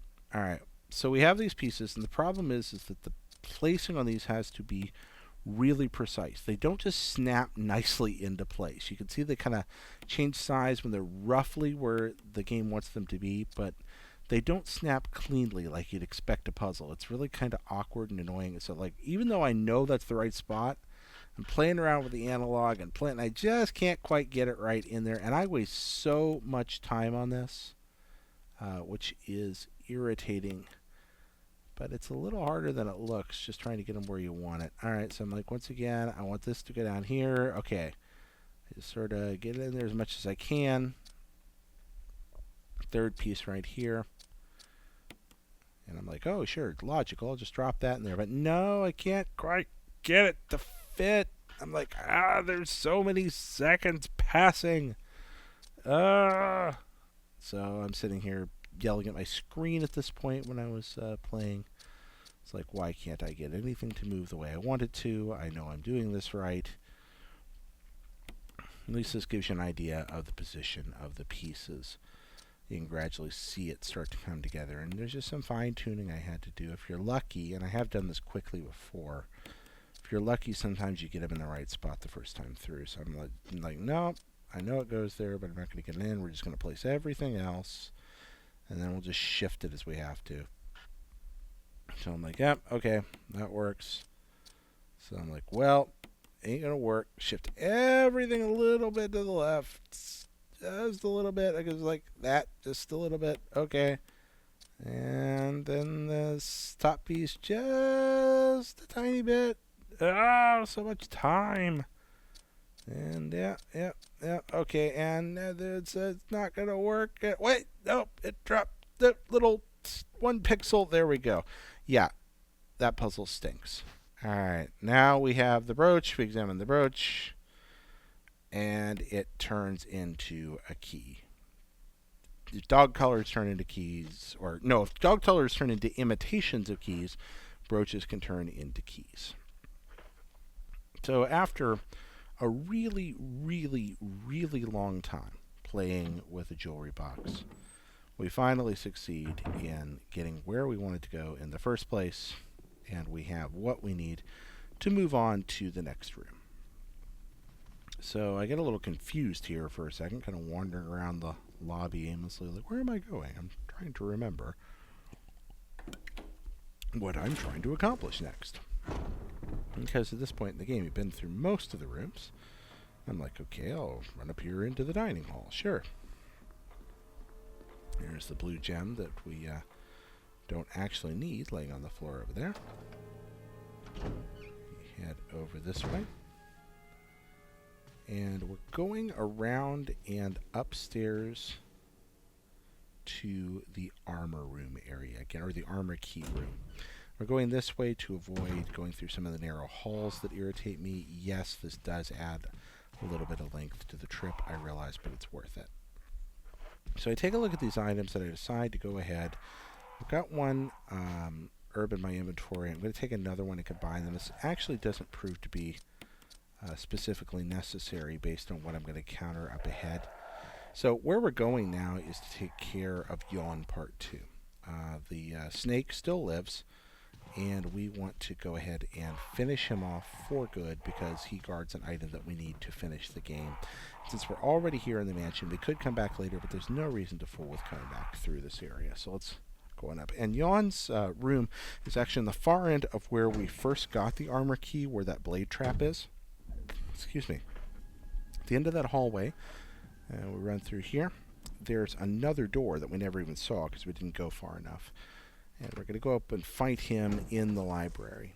There's actually several herbs waiting up there with him, so I really didn't have to stop and grab all that I did before, but again, oh well. Move past this area, remember that. Walk up, step aside, and there we go. That's the door we want. We equip the grenade launcher. Now, I fought Yon successfully with the shotgun, but the grenade launcher does work pretty well on him as well. And in this case, we could use acid rounds or HE rounds, so both work. I think I'm using HE rounds against him here. We stop and we're like, oh yeah, burning the key gave me another item slot, so we'll do those. We can combine those herbs too, and it doesn't hurt to have the herbs in the inventory anyway. I like to grab herbs when I got time and feel like I can pull it off. I take that one figuring I'm going to get wounded in the fight, and I can at least burn it and then make a space for the book that I'm here to get. Okay, here he comes. So if you're really, really hot stuff, you get 2 shots off at him up there and a couple more down here in the head and take care of him. I'm not that good. So instead, I'm going to use the classic kind of bookcase trick with him where he snaps. I take a shot at his head. Another shot there. And you just lure him around the bookcase. Don't fight him out in the open where he can wrap around you. Lure him around the case. Take shots at his head and tail as the opportunity arises. And there's 4. I think it usually takes about 10 shotgun shells to get him, depending where you hit him. And there's 5 grenades. And probably a way to do this quicker. He bit me there because I wasn't being careful. There's really not a lot of reason. So 7 grenades took him out that easy. I could have done it quicker and more efficiently. More quickly and more efficiently. Quickly, quicker. Anyway. There's the book we're here for. He got a bite in on me. You saw my blood fly. But fortunately we have this herb to eat. There we are. Yum yum. Run past the big dead snake. Grabbing the book. There we go. Taking the book, moving on. So inside these 2 books that we gathered, the one when we jumped down the hole and the other one back there, are 2 medals. These medals are placed in a round pool late in the game, which will enable us to go down to the laboratory area, because laboratory entrances should be, you know, sealed by, I don't know.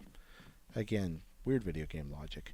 Nonsensical puzzles are a fun part of survival horror games, and I think it goes back to their survival horror games are closely related to adventure games, old text adventure games, graphical adventure games, where they share the scarcity of resources, searching for items, labyrinthine locations, and ease of death. You know, it's not like there's just a zillion enemies around. Instead, there's a few enemies, and they're all really dangerous. And most adventure games and survival horror games share that characteristic.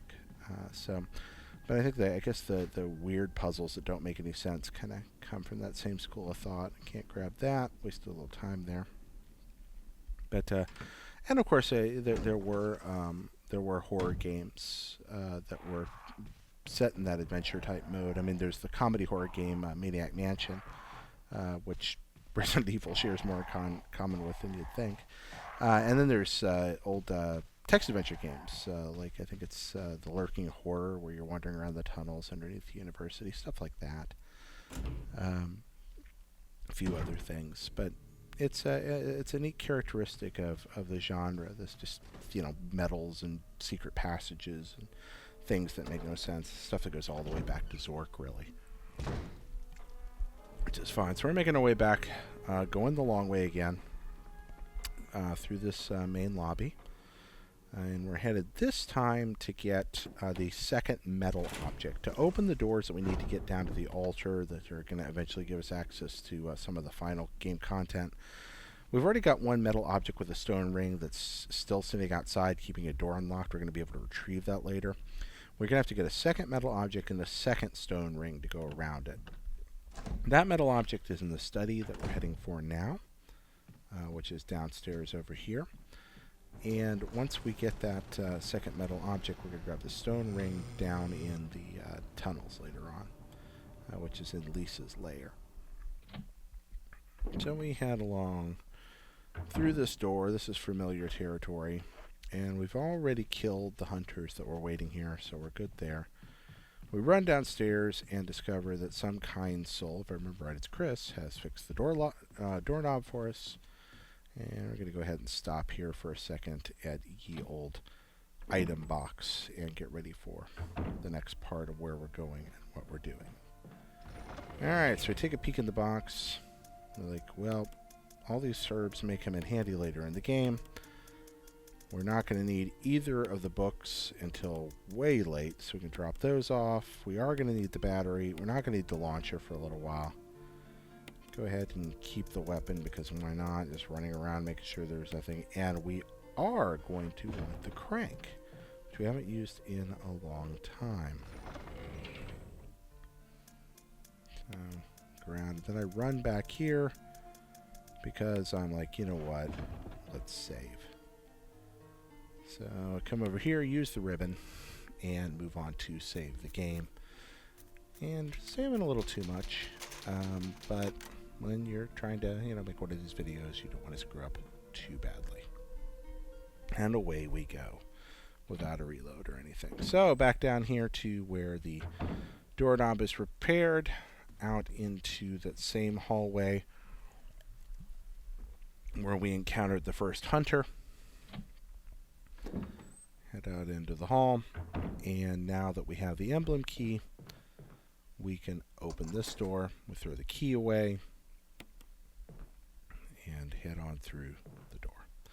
You got to turn the lamp on in the desk of this room for some reason, which is a really weird little twist. I guess because when you don't know what's going to happen, it's a little jarring. Like, oh, something's going to come through that window and eat my face. I'm going to flip the lamp on, something's going to happen. I do remember playing Resident Evil 2, especially when I was in college, with a group of people, friends. We'd go over to their house every Sunday night for a month, and we'd turn all the lights off, they had a big stereo system in the living room, turn it way up, and we'd just sit crouched in a little group, huddled in front of this couch. And usually I steered, but all of us were playing. We'd solve the puzzles together. We weren't using guides or facts or anything like that.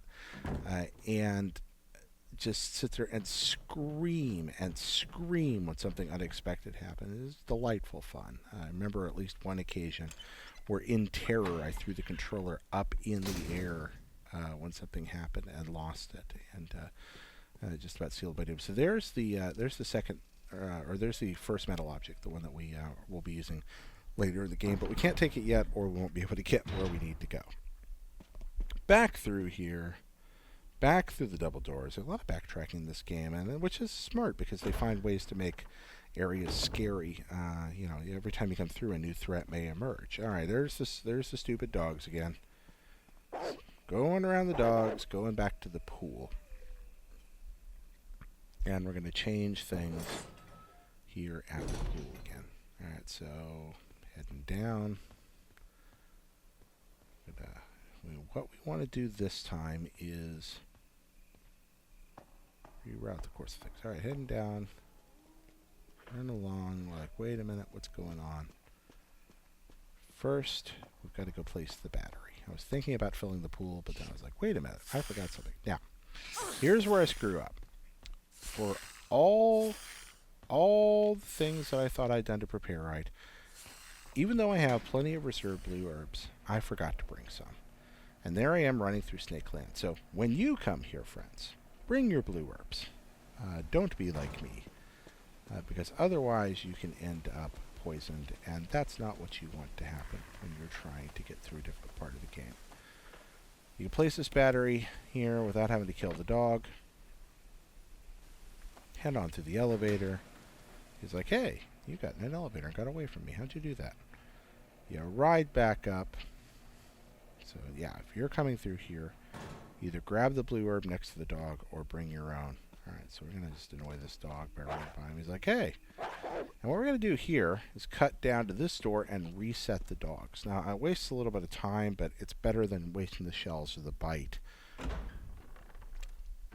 in my opinion. We're coming in at now about an hour and 44 minutes, and our pace is doing just fine for finishing the game. We run right by there. Now, why did I run by it instead of grabbing it? Because even though a snake reached out and bit me, he didn't succeed in poisoning me, because some of that appears to be randomized, and he didn't actually get me. But if he had, I'd have been really screwed if I hadn't had my blue herb that I didn't bring along. So when you go, good friend, bring a blue herb into that area. Yeah, gotta face that thing. Yeah, it's where you have to stand to do this. I love this game, but I'm just like, are you kidding me? I want to use the item. So there are several seconds of my time that I can never have back again. So that I would make the world's worst speedrunner. I just don't have the patience to memorize routes. I have a great deal of admiration for guys who do speedrunning. They're amazing. Really cool to watch. But last time I looked, I think the world record for this part was somewhere in the 1 hour and 30 somethings for this particular run through, which is just absolutely insane, considering all the things you have to pull off to make this work. Alright, back around again. Angry dog, other angry dog. But we get to the elevator, get by them, back down, and now the waterfall is drained because we used the crank there. So this guy's like, hey, I smell trouble. And he comes around, alright, and chase him around. Up, up, up, up, up. Do-si-do. And down the hallway to the ladder. Comes the dog ominously behind me, but dogs can't climb ladders. If you're a velociraptor, he'd probably learn to construct his own jetpack to get down the ladder, but oof, yeah. Super intelligent dinosaurs. Terrifying. Alright, here we are, a little save room here. Well, what he said, hey look, there's an ink ribbon. Will you take it? Yes. Will you save your progress? Yes, I will. Then we'll save here. Stopping off, saving content. Successful. And walk over and check your item box again. Alright, dropping some things off. Don't need that crank anymore for a very long time. As a matter of fact, I don't know if we use it again anymore at all, if I remember correctly. Yeah, I think we're done with that crank. Now we're going to use the hex crank quite a bit down here, which we're going to get in a minute. Alright, so grabbing that launcher with the incendiary rounds. That's important. We're going to face Black Tiger here a little bit, which is a spider. And 2 incendiary rounds rapidly delivered will take Black Tiger down. So it's really good to have him with a grenade launcher. If I remember correctly, on this run through, he gets a bite in on me, and I'm not sure why. I've usually been able to just snap 2 ones right off at him and take him down. But I don't know if it's a random number thing or what, but he actually gets a bite in on me. Okay, so there's handgun magazine here on the edge, and it doesn't hurt to grab that. If you want to do the systematic clearing of the lab that we do later on, having those is not a bad idea. Like having those extra bullets so that I can save shotgun shells. So, yeah, go ahead and grab them. Alright, through this room is a cutscene. This is where you're going to get the hex crank. You skip the cutscene. Right after you grab the hex crank, a hunter's going to show up. And this is the one time in the game that I recommend running from a hunter, because you can get by him and save your ammunition, and you never have to come back to this room again, so there's really no reason to fight him. So you come up here, he runs out, you can just get right around him, and he chases you, but by the time he's halfway to you, you're already through the door. So yeah, there's save a few rounds there. Don't bother fighting him. Now, in the passageway we've already come through, we're eventually going to run into more hunters, and those we are going to have to kill. Again, you can use grenades on hunters. Some of the situations where you face 2 hunters, it's especially nice, but do alright with shotgun shells. Here we are. Okay, so here we are. Knocked him down. Knock him down. And knock him down. There we go. That's how you do it right. That's what I should have been doing every time. And you can pull that off most of the time. There's a big boulder, Indiana Jones boulder, false alarm. That's going to come get us later on, or one like it. So, bum-ba-da-ba, bum-ba-da. It's just such a neat trap, you know? You think about someone just sitting there like, thinking, in 2,000 years, someone will come to this hallway and I will squish them. And it's sitting like, ha ha ha ha. Alright, so here's where we use the hex crank. We're equipping the launcher for when we face Black Tiger. Using the hex crank, finally getting lined up in the right spot. There we go. Alright, got that corridor turned around. That is one powerful, simple machine right there. You can accomplish a lot with simple machines. I always forget them all. I remember the wedge. That herb we're going to come back and grab later on, if I remember correctly. I'll come back through here to the save room. Alright, so into this hall. And we're going to come up this passage. Trigger the stone. I'm trying to trigger the rock to chase me. There, you got to get a little too close. Alright, here it comes. Just run back to the passage that you came through. You do not get a lot of time to do that. Cutscene triggers, and Jill's like, man, I'm really, really, really glad that I'm agile. Come back up the passage where the stone rolled down, and there's some shotgun shells. Why did someone hide shotgun shells behind a giant rock? That one I love. I just like, how did that happen? I don't know. Just maybe we, I don't know, to roll aside on the third, I don't know. Just about to do an Easter morning joke that made no sense. Anyway, alright. Moving on. There he is. Okay, so here comes Black Tiger. Now, again, normally, the moment I gain control of Jill, just 2 quick shots takes him out. But he's actually going to be able to barrel over me and do some damage here. Yep, look at there. Right on top of me. And it's a little hard to get stood up and aim. Then this guy, I miss. My auto aim screws up. Alright, finally, 3rd shot gets him. Now, run back through the door that you first came through when this happens. Even if you're badly wounded like I am. Why? Because that clears the rest of the spiders from the room. And you can just turn around, run right back. And the spiders are gone. Now, I am badly, badly wounded and poisoned. I do not want to die. Run over and look. Handy survival knife provided. It's almost as if you're about to need this item that's useless through my... Oh, wait! There we are. And useless, that's not true. A truly skilled player can do amazing things with the knife, up to and including killing bosses. But for most of the rest of us, this is probably the only time we're ever going to use the knife. Clear through this door. There we are. It's like Sting. It's like Frodo using Sting to escape the lair of Shelob. When the blade of Numenor that Samwise carried could not cut the spider thread, Sting, which was forged in Gondolin, was able to do so. And there's a little bit of Lord of the Rings fun for you there. Alright, so no longer completely dead, merely on the cusp. I think I actually left a map behind there, but you don't really need it. Alright. Through this door. And moving on. And Jillian heads along. She's about to encounter another big rock. Like, this is suspicious. It's, why, look, big rock. Using the hex crank. And you gotta use it 3 times here to do this. Why do you have to use the hex crank 3 times? I don't know. I mean, it's not like you have another option. That's what it takes to make it happen. 3rd turn. Rotate it. It gets ominously close. And there we go. Reveals a passageway. Here comes a rock. Da da da da da da da da. Through that passage.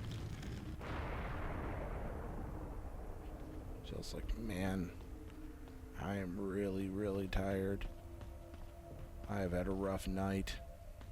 Alright, she heads up here and discovers that behind this rock, a first aid kit has been hidden.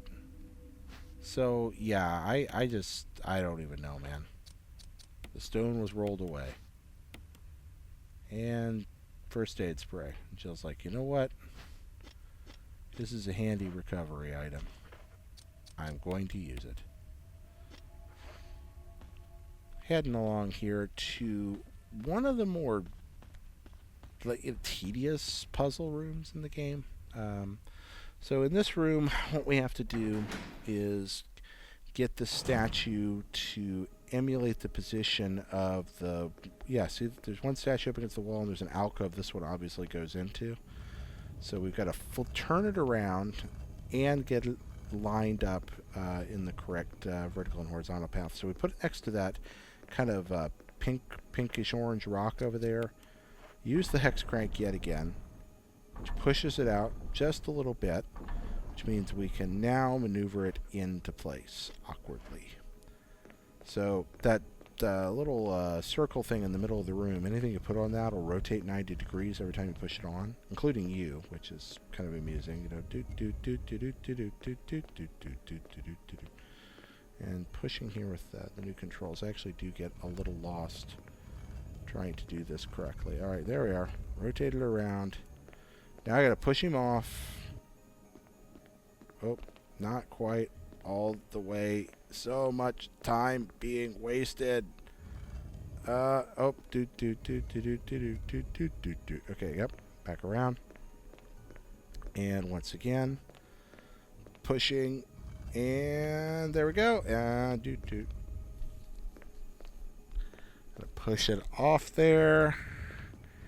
And this time, not gonna stop on the rock. There we go. Save a little time there. And it's like, I want to be in the correct position. Cannot tell. And 3 pushes there. Finally got about lined up. All this so whoever created this chamber and kept all the candles and torches lit could hide a piece of machinery. That's right. Granted, it's creepy, gothic, anachronistic machinery, but it's machinery nonetheless. Alright, here we go. Opening the door. There will be no getting on the floor. There will be no walking of the dinosaur, however. Alright, there past the big rock. Jill's still got her knife in hand. She's feeling tough. Running along here through this next. And we're backing up. We're about to go back to annoy Lisa down at the bottom of the elevator because we've got the part that we need to open the elevator shaft. We go past the spider room again. Keep on going. So we went back to that elevator that we first encountered near the hunters. Run over there, head down that hole. You're going to encounter Barry and some cutscenes that we're going to skip there. And then we're going to go through the Lisa section of the game. And again, Lisa can't be killed by conventional means. And she does punch pretty hard. She's slow, but you don't want to get close to her if you can avoid it. Go ahead and grab the herb there because we're running by item boxes, and why not? So drop a bunch of unnecessary items off. Not going to need the hex crank anymore. Go ahead and drop that off. You might need it later in the game. Not going to need those magazines for a while. Maybe never need them, but we have them. Went ahead and grabbed them. That probably wasn't necessary, but oh well. And not going to need the launcher for a little bit. Really, I could just drop all my weapons at this point, and maybe should have. And made a dumb hand crank decision there. I do take the metal object, even though I'm going to have a chance to grab it later on.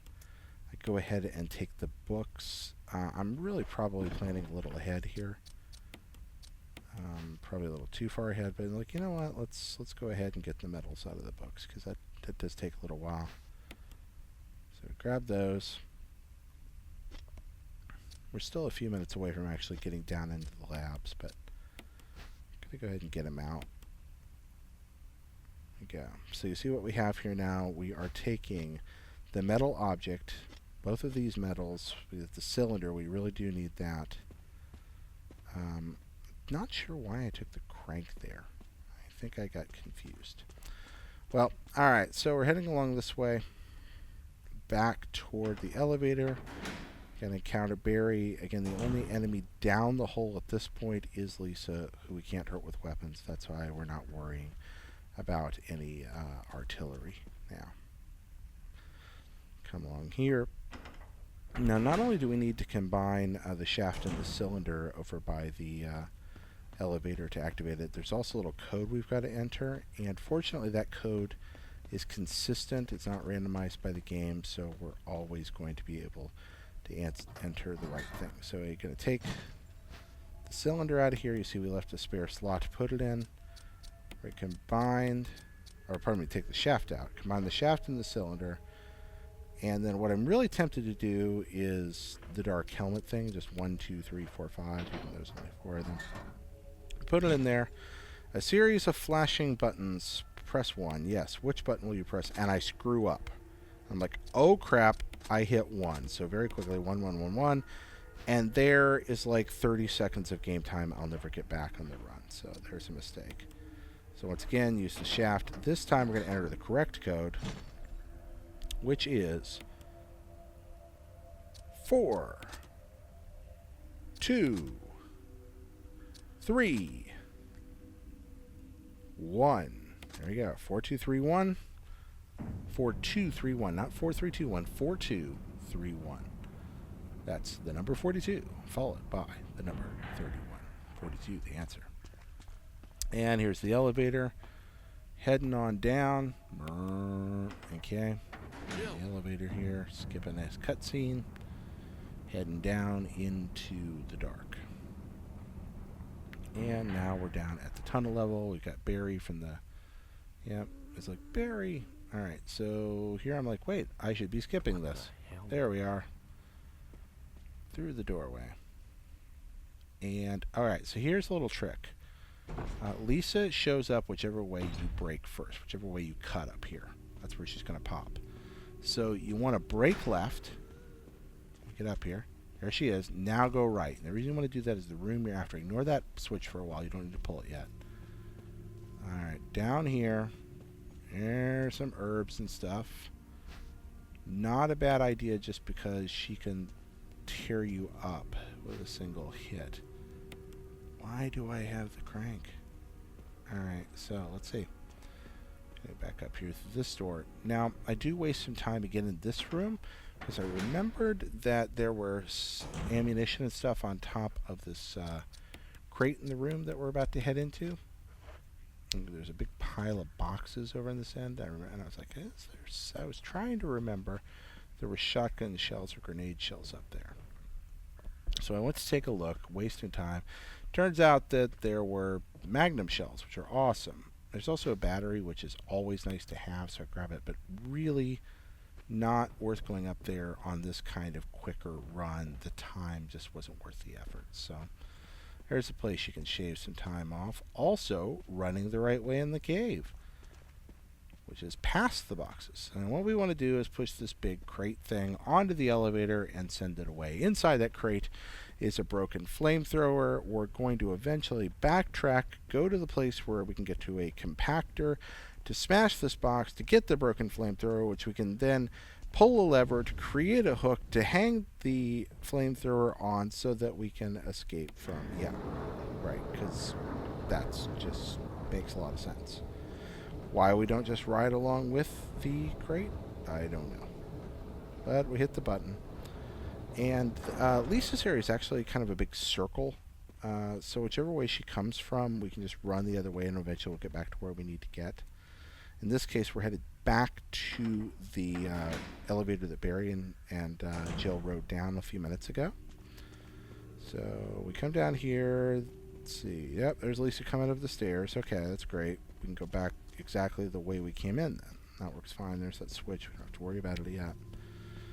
Down here, back to the elevator and opening the door.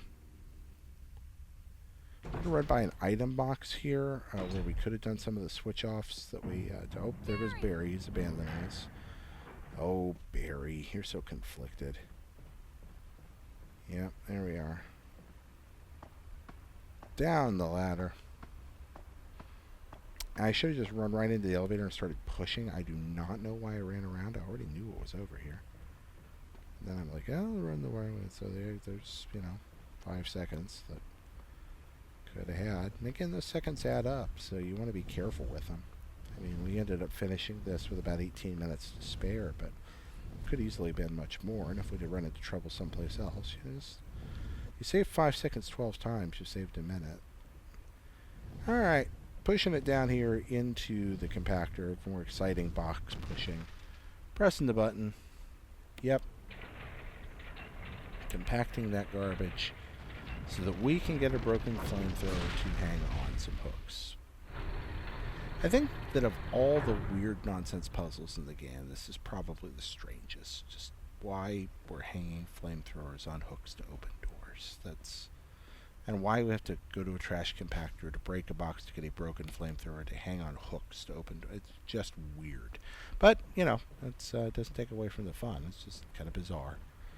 And so I've really enjoyed playing through this game, actually. Playing it fast like this is odd. It strips out a sense of dread. But again, this isn't really by the time you play one of these games for the second or third time, dread is far less of an important issue anyway than it was before. And really, at that point, playing more for the experience of just seeing what you can get away with and maximize. Alright, so back up here to Lisa's area. She's still lurking. Cut left again. We do that so that we can run to the right and hit this switch, which is going to create the hook that we hang the flamethrower on, which is going to allow us to open a door to get out of the circular area. So we come down here, run down these stairs, just past Lisa. There's the hook. We screw up a little bit and try to use the flamethrower. There we go. Open the door, and voila, we have escaped for the time being, at least, from Lisa's clutches. But it's not the last we're going to see of her. Alright, so here's creepy room full of dolls. Yeah, because now when you hit this water, gun it. Gun it, gun it, gun it, because stupid snakes with stupid poison. Oh, I hate the snakes so much. Then, you to this room. Do not let them chase you. Just run over here, grab the jewelry box, and get up that ladder. Okay, so jewelry box, get. There we are. Okay, yep. And we open it up, and finally, we locate the ring. There we go. We take the stone ring, we combine it with the metal object, and we've got the second stone ring and metal object that we need to get down to the altar in the doors that are underneath the big stairs in the main room of the mansion. We haven't even looked at them in this walkthrough because we know where they are. And you know what? Hey, look. Stuff. I'm going to take a blue herb. Yeah, why are we doing that? We're just going to combine herbs here. We probably didn't need to do that. At this point, we're pretty good on our healing objects. Healing is less important at this stage because we're not going to have to fool with Tyrant. We're going to have Barry's Magnum because we're going to let Barry die. And Barry's 44 will take Tyrant down usually in a single shot. So once you knock him down the first time, and with Barry and Chris just both left behind, Tyrant does not burst onto the helipad. Because of that, you don't need nearly as many healing items because the game's final boss fight doesn't really happen. It's the same reason we don't really end up needing the Magnum, is because we don't have anything to pound Tyrant with in the other fights where we don't have Barry's Magnum. We don't have our, you understand what I mean. Since we let Barry die and take his Magnum, we don't need the less powerful Magnum that we use in conjunction with Barry to fight Tyrant. There we are. Alright, back down the path. Once again, now there's a zombie down here a little way. We go around the tree to avoid him. And there's a second zombie added to the graveyard. Don't run into his arms. Just run along the path here. No reason to shoot anything. And run through the graveyard here in a second. We'll be like, R.I.P. Magnum, miss you. Don't worry, we're going to get Barry's awesome gun. So Barry's Magnum, you only has the ammo that it is loaded with when you take it from him. But you're really not going to have to make many shots with it. You can run from the chimeras after you first shoot Tyrant. If you do get trapped in a corner or in a place where you just need to kill some, I mean, it just makes mincemeat of anything. It's kind of a super weapon. So we head up here now. Back up the hill. And we're going to come to this familiar shed up the top of the hill, and we're going to go through the metal door in the shed. And as soon as we go through that door, we're not going to have to go back this way ever again, which means we're going to be able to take the second stone and metal object from the place where we laid it originally to open this door. So there we go. Through here. And it'll be up in its alcove just past this door. We grab it. We run to make sure no canine type thing tries to eat us. go. Got both of these, and by placing those in the doors under the stairs, we can head down to the altar and our last confrontation with Lisa. So here we go. Back in the mansion, we've cleared the hunters out of the paths we'll be taking. So no particular need to go back through there. I didn't want to deal with the zombies in the hall or any of that junk. I can't remember if they're there anymore, but we're just going to go this way. We've already cleared it out, and it only adds a few seconds. We know at this point that at just under 2:10, we've got plenty of time. So we're going to run along here. The lab section only takes about a half an hour to clear out with the bad ending. It is possible to get the good ending in 3 hours. Honestly, even at the... Oh, man, what a jerk. I finally ran into him. So, but even at... don't forget this guy, because he wasn't there before, and I let myself forget him. He pops out of a door on a previous trip through this hallway, and I just plain forgot about him, ran right into him, let him bite me in the back, where I can't use a defensive item, and get wounded going down to the lab, which is really irritating. So don't forget about that guy when you go down. And it's worth the shotgun shell if you need to use it, just to get past him. Although ammo can get tight down here. Chimera's one explosive shell at point-blank range you'll use to take a Chimera out, but the acid shells are actually a little less effective against them. Incendiaries will work, but you want to try to save your incendiaries for killing zombies down here. The reason is because you're going to get to the nitroglycerin part where you have to carry the nitro, and firing almost any weapon or running while carrying the nitro causes you to blow up. So you're going to want to clear the path completely of everything that might cause you any trouble along that route. And while you're doing that, that means that every time you kill a zombie, you got to burn it. Otherwise, it's going to be a crimson when you come back through, and then you have crimsons running at you while you're carrying nitroglycerin. You really don't want that to happen. So there's actually kind of a systematic tedium. Now, again, there are speed run ways to get through this, but rather than learn the skills that it takes to do that, there's plenty of time to get it the very first try, just going through, shooting dudes, and burning them. And you do that with a combination of kerosene, and there's a nice kerosene tank available for those purposes, and incendiary rounds. We're going to have several incendiaries already, and we're going to have extra shells that we find down in the pit. I really hate that I used 3 against Black Tiger. It's nice to have 4 instead of 3 when you get down to the labs. I know that seems ridiculous, but that single shell can cause a little bit of difficulty. Fortunately, we pull it off. Okay, so there's a cutscene. We do not give the gun back to Barry. Do not give Barry his gun in this scene if you want to do this the easiest way. Because if Barry is with you, you're going to have to deal with more stuff up on the runway. Also, you're not going to have his magnum. Alright, so when it comes to Lisa here, you don't have to grab the gun right away. Okay, just hop around. Lisa's going to get upset. Keep that between you and her. She'll jump eventually, but she kind of has a wind up to her attack. Just concentrate. And here I realized, I'm going to go ahead and grab it while I got a chance. Don't waste shells on her. It's not worth the trouble. Let her get mad. Okay, slip by. If she gets a hit in on you, she gets a hit in on you. Trying to get knocked off or anything. Alright, that moves. The moment you knock those 4 things down, Lisa's no trouble for you. She's finally got what she needs. It's like, there we go. And then she jumps in a hole. And there we go. So Barry's gone, Lisa's gone, and we can move on out here, take the elevator, ride it up, and we're going to find this kind of round pool, and this is where we're finally going to use the Eagle and the Wolf medals.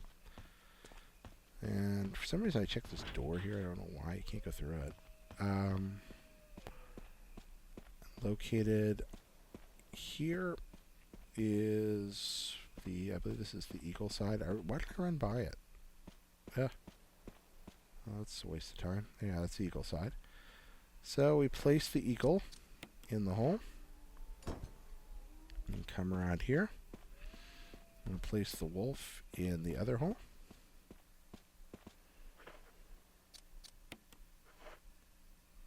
Still wondering why I had the crank. Oh well, didn't need it. Now, we've been really conservative with our grenades up to this point. But from here on out, incendiary grenades exist to be used on zombies. High explosive grenades exist to be used on chimeras. Now, here's the scariest thing that happened during this whole process for me. Resident Evil can be a scary game. But my capture equipment started failing for a second here. I saw the game starts to slow down for a second in a few of these frames, and I realized that something was wrong with it, and I was going to lose my entire capture, and I became terrified. So I actually had a moment of true horror here, especially right here, where I'm like, I need typewriter ribbon, and I didn't see the one on the floor. So I go here looking for a ribbon, and I'm scrolling, and it's slow, and I'm like, I'm going to lose the take and have to do all of this again. I grab the ink ribbon, and I'm so slow. Don't completely crash. And then at last, run. Don't fail me. So, and the typewriter interface up here, please. And there it is. Oh, such horror. Use the ink ribbon, yes. And then loading content.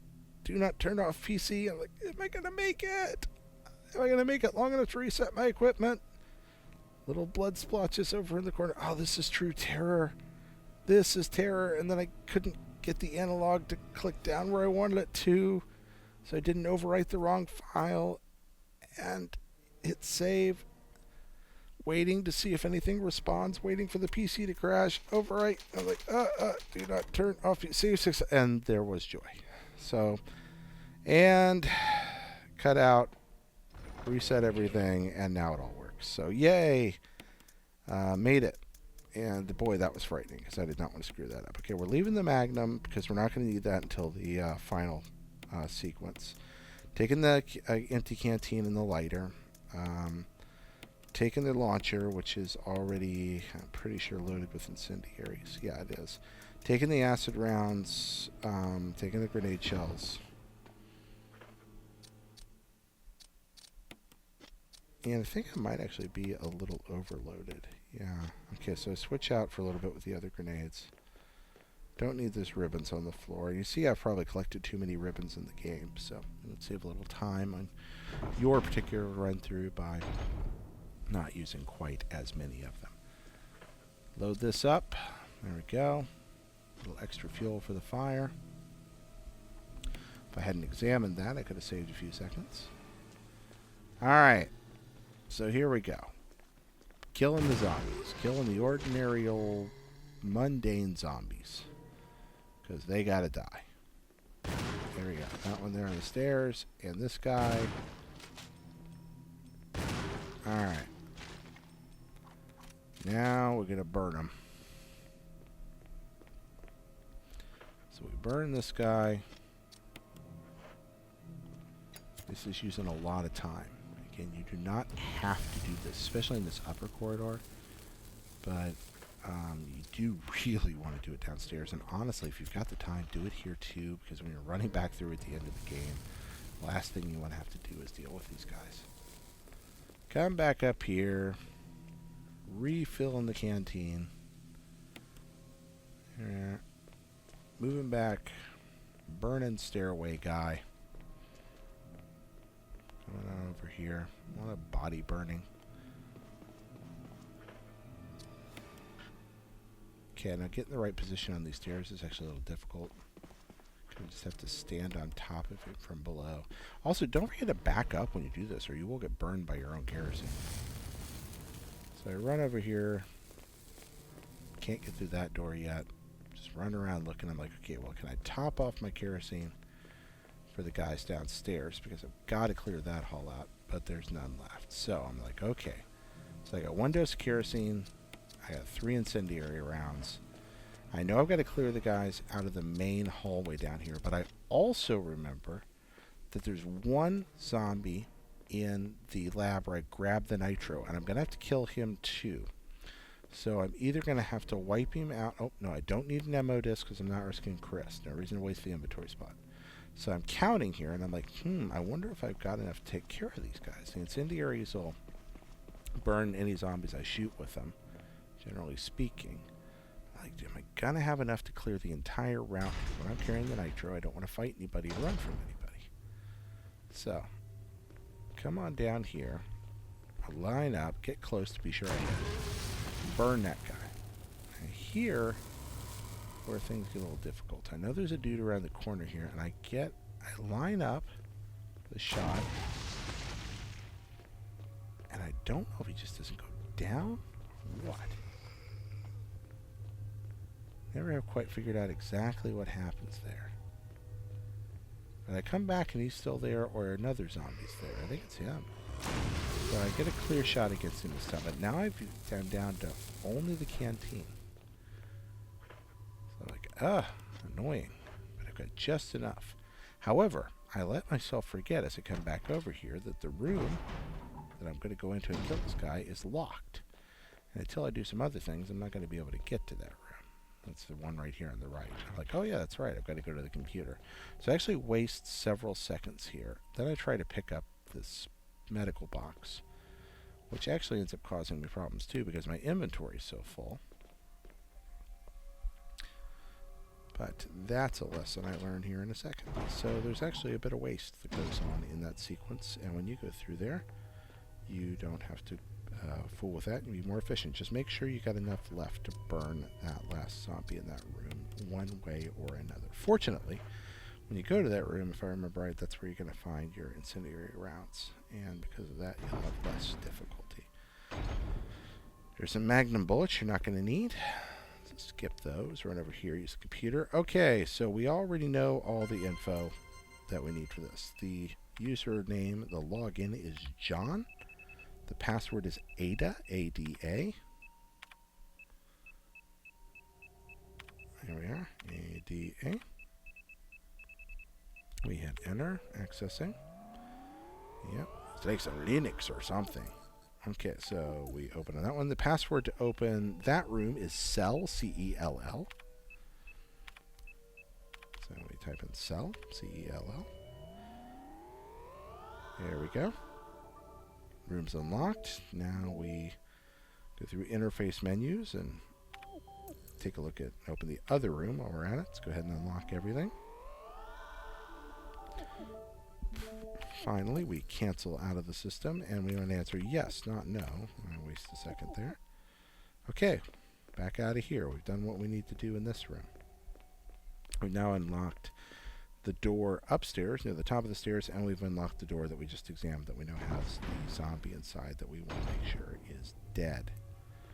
So, we could have actually... Here we are. I'm going to go through here. And we're going to get a little bit of a lucky break here. It's not... We're okay anyway. But as we open this door and take care of him, I was all worried about saving enough kerosene to burn him. And you should be. But every now and then, when you take a shot in this game, you get a random result that is this. Oh, wait, no, never mind.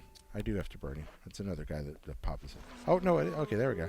I do burn him. Okay, never mind. Hey, don't listen to me. I thought his head popped, but I was remembering wrong. So there you go. If you pop their heads, they don't turn into crimsons, but that's later on. Alright, so I don't need that MO disc recorder, and I don't need to waste time coming over here looking for it. So there's some seconds off. Don't need that note over there, but I do want those incendiaries. Why? Because there's another hallway with zombies in it that I'm going to want to burn for my nitrous run to be safe. Also, it's just good to have more ammunition anyway. In addition to the hallway I cleared downstairs, and the hallway I cleared upstairs, and the hallway we're coming through here, there's another hall we're going to go to eventually between the boiler room and the lab where we get the nitroglycerin, and there are two zombies in that hall. And that task of completing the trip with the nitroglycerin power is much easier if those two zombies are also cleared out. Meanwhile, we're going to back up the stairs. We're going to get the key to the laboratory to get to some of the other rooms that we need to get to. So we run back up here, and this is where we've cleared all those zombies out. Don't have any crimsons to worry about. And actually decide to do a little inventory backtracking because we have the time to pull it off. With a little better planning, this probably wouldn't be necessary. But here we go. We're at about 2:24 and a half right now. Still got plenty of time. We're rapidly approaching the end of the game, but we're going to drop these off. Actually, you know what? It's a good idea to drop this off, yeah. So there's no way to film. Oh, and there we have a visitor. We can see that someone's playing Dota 2 right now. Heading on here and over and into the laboratory. Not too much to do here, but we do need to grab that lab key. We're not worrying about watching Kenneth's videotape or any of that. So right over here on this wall. Oh, accidentally grabbed the MO disk. Don't want it. Don't pick it up. There we are. Passcode entry terminal. Alright, we're going to enter the passcode, and once again, this is consistent between games. 8462. That's 8462. That always works. Always opens the door. There we go. We can grab the first aid spray if we want it, but we're running back here and getting the lab key first. There's some shotgun shells on that shelf. It doesn't hurt to have them. I don't really think at this point you're going to need them. I grab them and spend a little time grabbing them that you might not have to. Also grab the spray, which does create inventory issues later on if I remember right, but oh well. So we have a lot of different kinds of grenade ammunition now. It's questionable whether or not you even need the shotgun, but you don't want to run out of bullets down here. But you may not even want a single fully loaded one might be enough. Actually, yeah, it's good to have it. All right. So coming around this corner, we're going to run into those aforementioned zombies that, again, we want to make sure we burn so we can clear the route. We are avoiding all the MO disk stuff, which would normally take more time and also result in some more chimeras showing up. So we're going to come through here, and these are the dudes that we want to toast with incendiary rounds. So we've been saving our incendiaries the entire game for clearing out this area. This is why we only use them on Black Tiger up until now. There we go. And roasted. And even though this guy's avoidable, I like to roast him too because it just makes the next part easier. Okay, we have now toasted every zombie that needs toasting. We're now going into the boiler room. And here's where we're going to run into chimeras. Chimeras are fast and they can get under your gun, so you kind of want to shoot them point blank. When I went through this, I was under the impression that acid rounds were going to be fairly effective against them, but really you do better with these guys with incendiaries and explosives. I missed him that time. HE rounds point blank will just flat waste a chimera. Also, sometimes you can't tell they're dying for a second. Now, it's possible to just run down there, grab the thing, and run back, but again, if you run down every path in this room, every nook and cranny, especially if you go out the door and back in, I've had luck with this, it does waste a little time.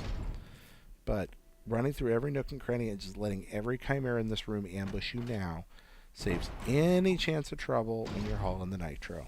And because the time exists to do it, why not? So there we go. There's one block in the way. He wasn't there before. He's going to come up here. We're going to aim up. Oh, he grabs us. Going to do the little zappy animation. There we go. Okay. He's zapped. Shoot him down. Make him dead. There we go. That could have happened to us while holding nitroglycerin in other circumstances. So, best to clear him out. It's down the middle row. There we go. Boom. Down the middle row. Boom.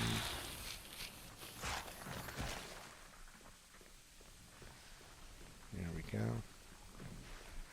Just running around, wasting a little time, making sure the chimeras in this room are dead. Looks like they're all gone. Okay. So that's probably a little too much time wasted, but now you know what to look for and where they're all going to be. Come over here. And actually, we're going to do a bit of a problem because we go through all this text, which takes a lot of time, and discover that, yep,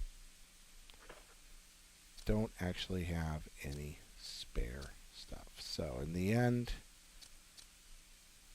burn a healing item to make space, but wow, that was a lot of time wasted for all those messages. Have to watch them all again. So if we had left an empty spot for this, this wouldn't have happened. So upstairs, grabbing the first aid spray or having this the item box not dropped off would have been a mistake. We got the capsule, but it doesn't have any fuel in it, so we can run. We run back through here. Now, if you want to, you can drop off in this room off to your right and save, because this whole process is a little bit dangerous where you're walking with a nitro. It's possible, especially with the new controls, it's actually a little difficult to walk. You get so used to running because the new controls allow you to run all the time, where the original game made running a little more ponderous. The tank controls a little difficult to pull off. So it's difficult to throttle back for this one single part of the game where you can't run. But yeah, as long as you're careful, just use the analog very gently. You can even switch back to the tank controls if you want to this part, but I don't think you want to waste the time on that. Just walk gently. You got plenty of time. At this point, we're just under 231, coming into 231. And that is plenty of time. There's only a few minutes of game left here. We open this up, set the capsule into place. There we go. Close it up. Now have a capsule of nitroglycerin. So fun. Here we go. Running could result in a fatal explosion. It's not just running. Do not fire a heavy weapon. Yep. So just make your way nice and slow and deliberate. This is not the time for big rushing. This is the time for slow walking. We make our way along here. And young Miss Valentine continues through these doors, just retracing our route exactly, heading back up that same part of the hall that we did before.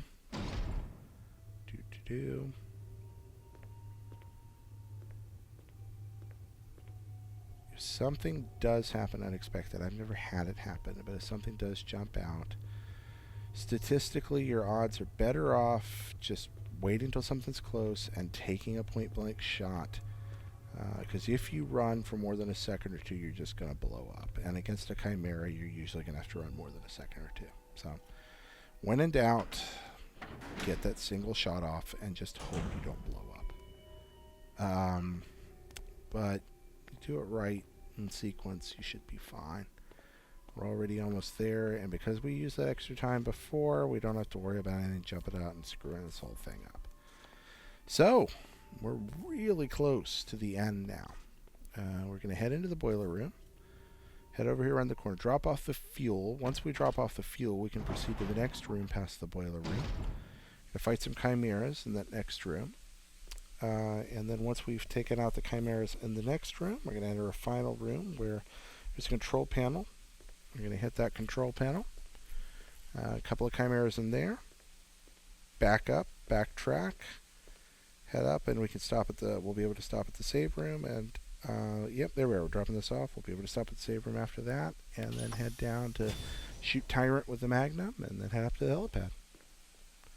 Okay, so we're not going through there. Got rid of the thing. We can function normally again. So yeah, again, here's where I get convinced for some reason the acid rounds are going to be better against the chimeras, and that proves to be untrue. I should just stick with HE against them. But lesson learned in practice here as I watch single acid shells just sort of not get it done. So we're about to see as we run through here. Another chimera, and he just keeps coming, which I was not ready for. Yep, and so second shot wasted. I'm like, you know what? Wasting a lot of ammo on these guys, and we do not have unlimited shells.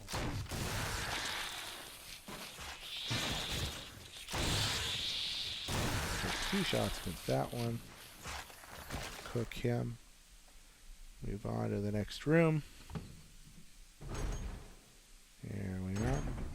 And realize that I should probably just switch back to Old Faithful, which gets it done. Ba-boom. There we are. By the way, in real life, grenade launchers, yeah, don't really work that way. Don't shoot a grenade launcher at something standing next to you, or even something like, 50 feet away, because it'll probably kill you. There we are. Oh, now here, just about eat it. Take some damage. I examine my shotgun shells in panic while trying to examine this box to open it. They try to combine things. Waste a bunch of time. And I'm like, wait, calm down. Got plenty of time. Examining the box, looking inside. Got some, there we go, got some herbs. We'll be fine. There we go. I got really scared because it was so close to the end of the game. Finally used them. Could have accomplished that entire task in about 4 seconds if I hadn't been so panicky. But, oh well, it works out. We're at 235.5, just past that. Back through this room. No, there's still some guys up in the vents. Got the right weapon equipped. But as of that spot, we've dealt with the last regular enemies that we're going to have to fight before Tyrant. We do get some chimeras during the escape sequence, but actually I know the plural of chimeras. Is it chimera or chimeras? I don't know. Well, anyway, during the escape sequence, you do run into a few, but at that point you've got Barry's Magnum, and any spare ones that you aren't able to outrun, you can just waste with that thing. So there we go. Got some first aid spray if we want it. There's some extra grenades, which we actually could have picked up earlier, and you might want to take note of when you're doing this on your own, having a few extra grenades in your launcher, and those are HE, which are Chimera killers. So could have come in here earlier and grabbed those. Here we are, saving progress, because why not? No, not doing it. Going on, feeling brave. Grabbing the extra stuff. Grabbing the spray. Stopping at the box. Now, we do want to make sure that when we get to this last sequence, you want to leave a couple of spots empty, or at least one spot empty, especially. You're going to need it first for the master key, and later you're going to need it for the fuse so you can get out of the building. So be sure to leave a spot empty. I really, as of this point, mostly just carry healing items, the launcher, some HE, and I actually could have consolidated the HE into the launcher. But you probably aren't going to need anything but the Magnum at this point. It doesn't hurt to have a backup weapon, at least in case something goes terribly wrong. So you've restored power to this elevator. Stand over here to the side. Use it. Press the switch. Elevator comes. And get the elevator's working message. And for some reason here, I just sat for a couple of seconds. I don't know why. Alright, so moved along to this very last bit. Can't skip this part. And we're going to get to the lab. We're going to skip the cutscene with Wesker once we head to the door to the left. We're going to actually have to skip through, I think, 3 cutscenes. So just like click, click, click through all of them. The moment you gain control of Jill, just shoot Tyrant. And get a single bullet usually brings it down. I think I fire 2 out of panic or caution. I do like a double tap. But yeah, here we go. And bam. There we go. Yeah, I fire a second round. It's totally not necessary. Now, once Tyrant's down, run over here. You'll find Wesker. And next to Wesker, or on Wesker's diary, and then right here on the ground, shining, is the master key. Yeah, or the lab key, pardon me. Alright, so past him, keep running. That's not the computer we want to look at. keep going. Right around the end is the lock computer. There we go. So we release the lock so we can get out of the boss room. Don't worry, Tyrant's not going to spring up or anything. And with this, all we have to do is get back up to that. We go up the stairs. So again, that's one of the reasons we burned all those zombies, so we don't have to fool with any crap up there. Back up here, back to this elevator, upstairs, back through the lab area where some chimeras will pop up those stairs, through the little save room we've been using up there, up the ladder, and through the locked door. So there we go. Serum. And most of these guys that are going to come out once we go through the next room, we can simply run past, but you don't have to be afraid to stop and shoot for a second if need be. Here we go. And it's a run and blah, blah. If I remember right, if you go into the surgical room earlier in the game, those guys don't come out because you've already killed them. Alright, there we go. Up here, where we've cleared the path. That shadow is designed to scare us, but it's our own. Up here, back around, past the kerosene tank, into the saving room. Okay, so we're looking at about, we're just under 241 now. Plenty of time. And so you get an idea, you know, you can screw up on most of the boss fights. You can take suboptimal paths. You can mess up time with item boxes. You can save over and over again. You can pick up items you don't need.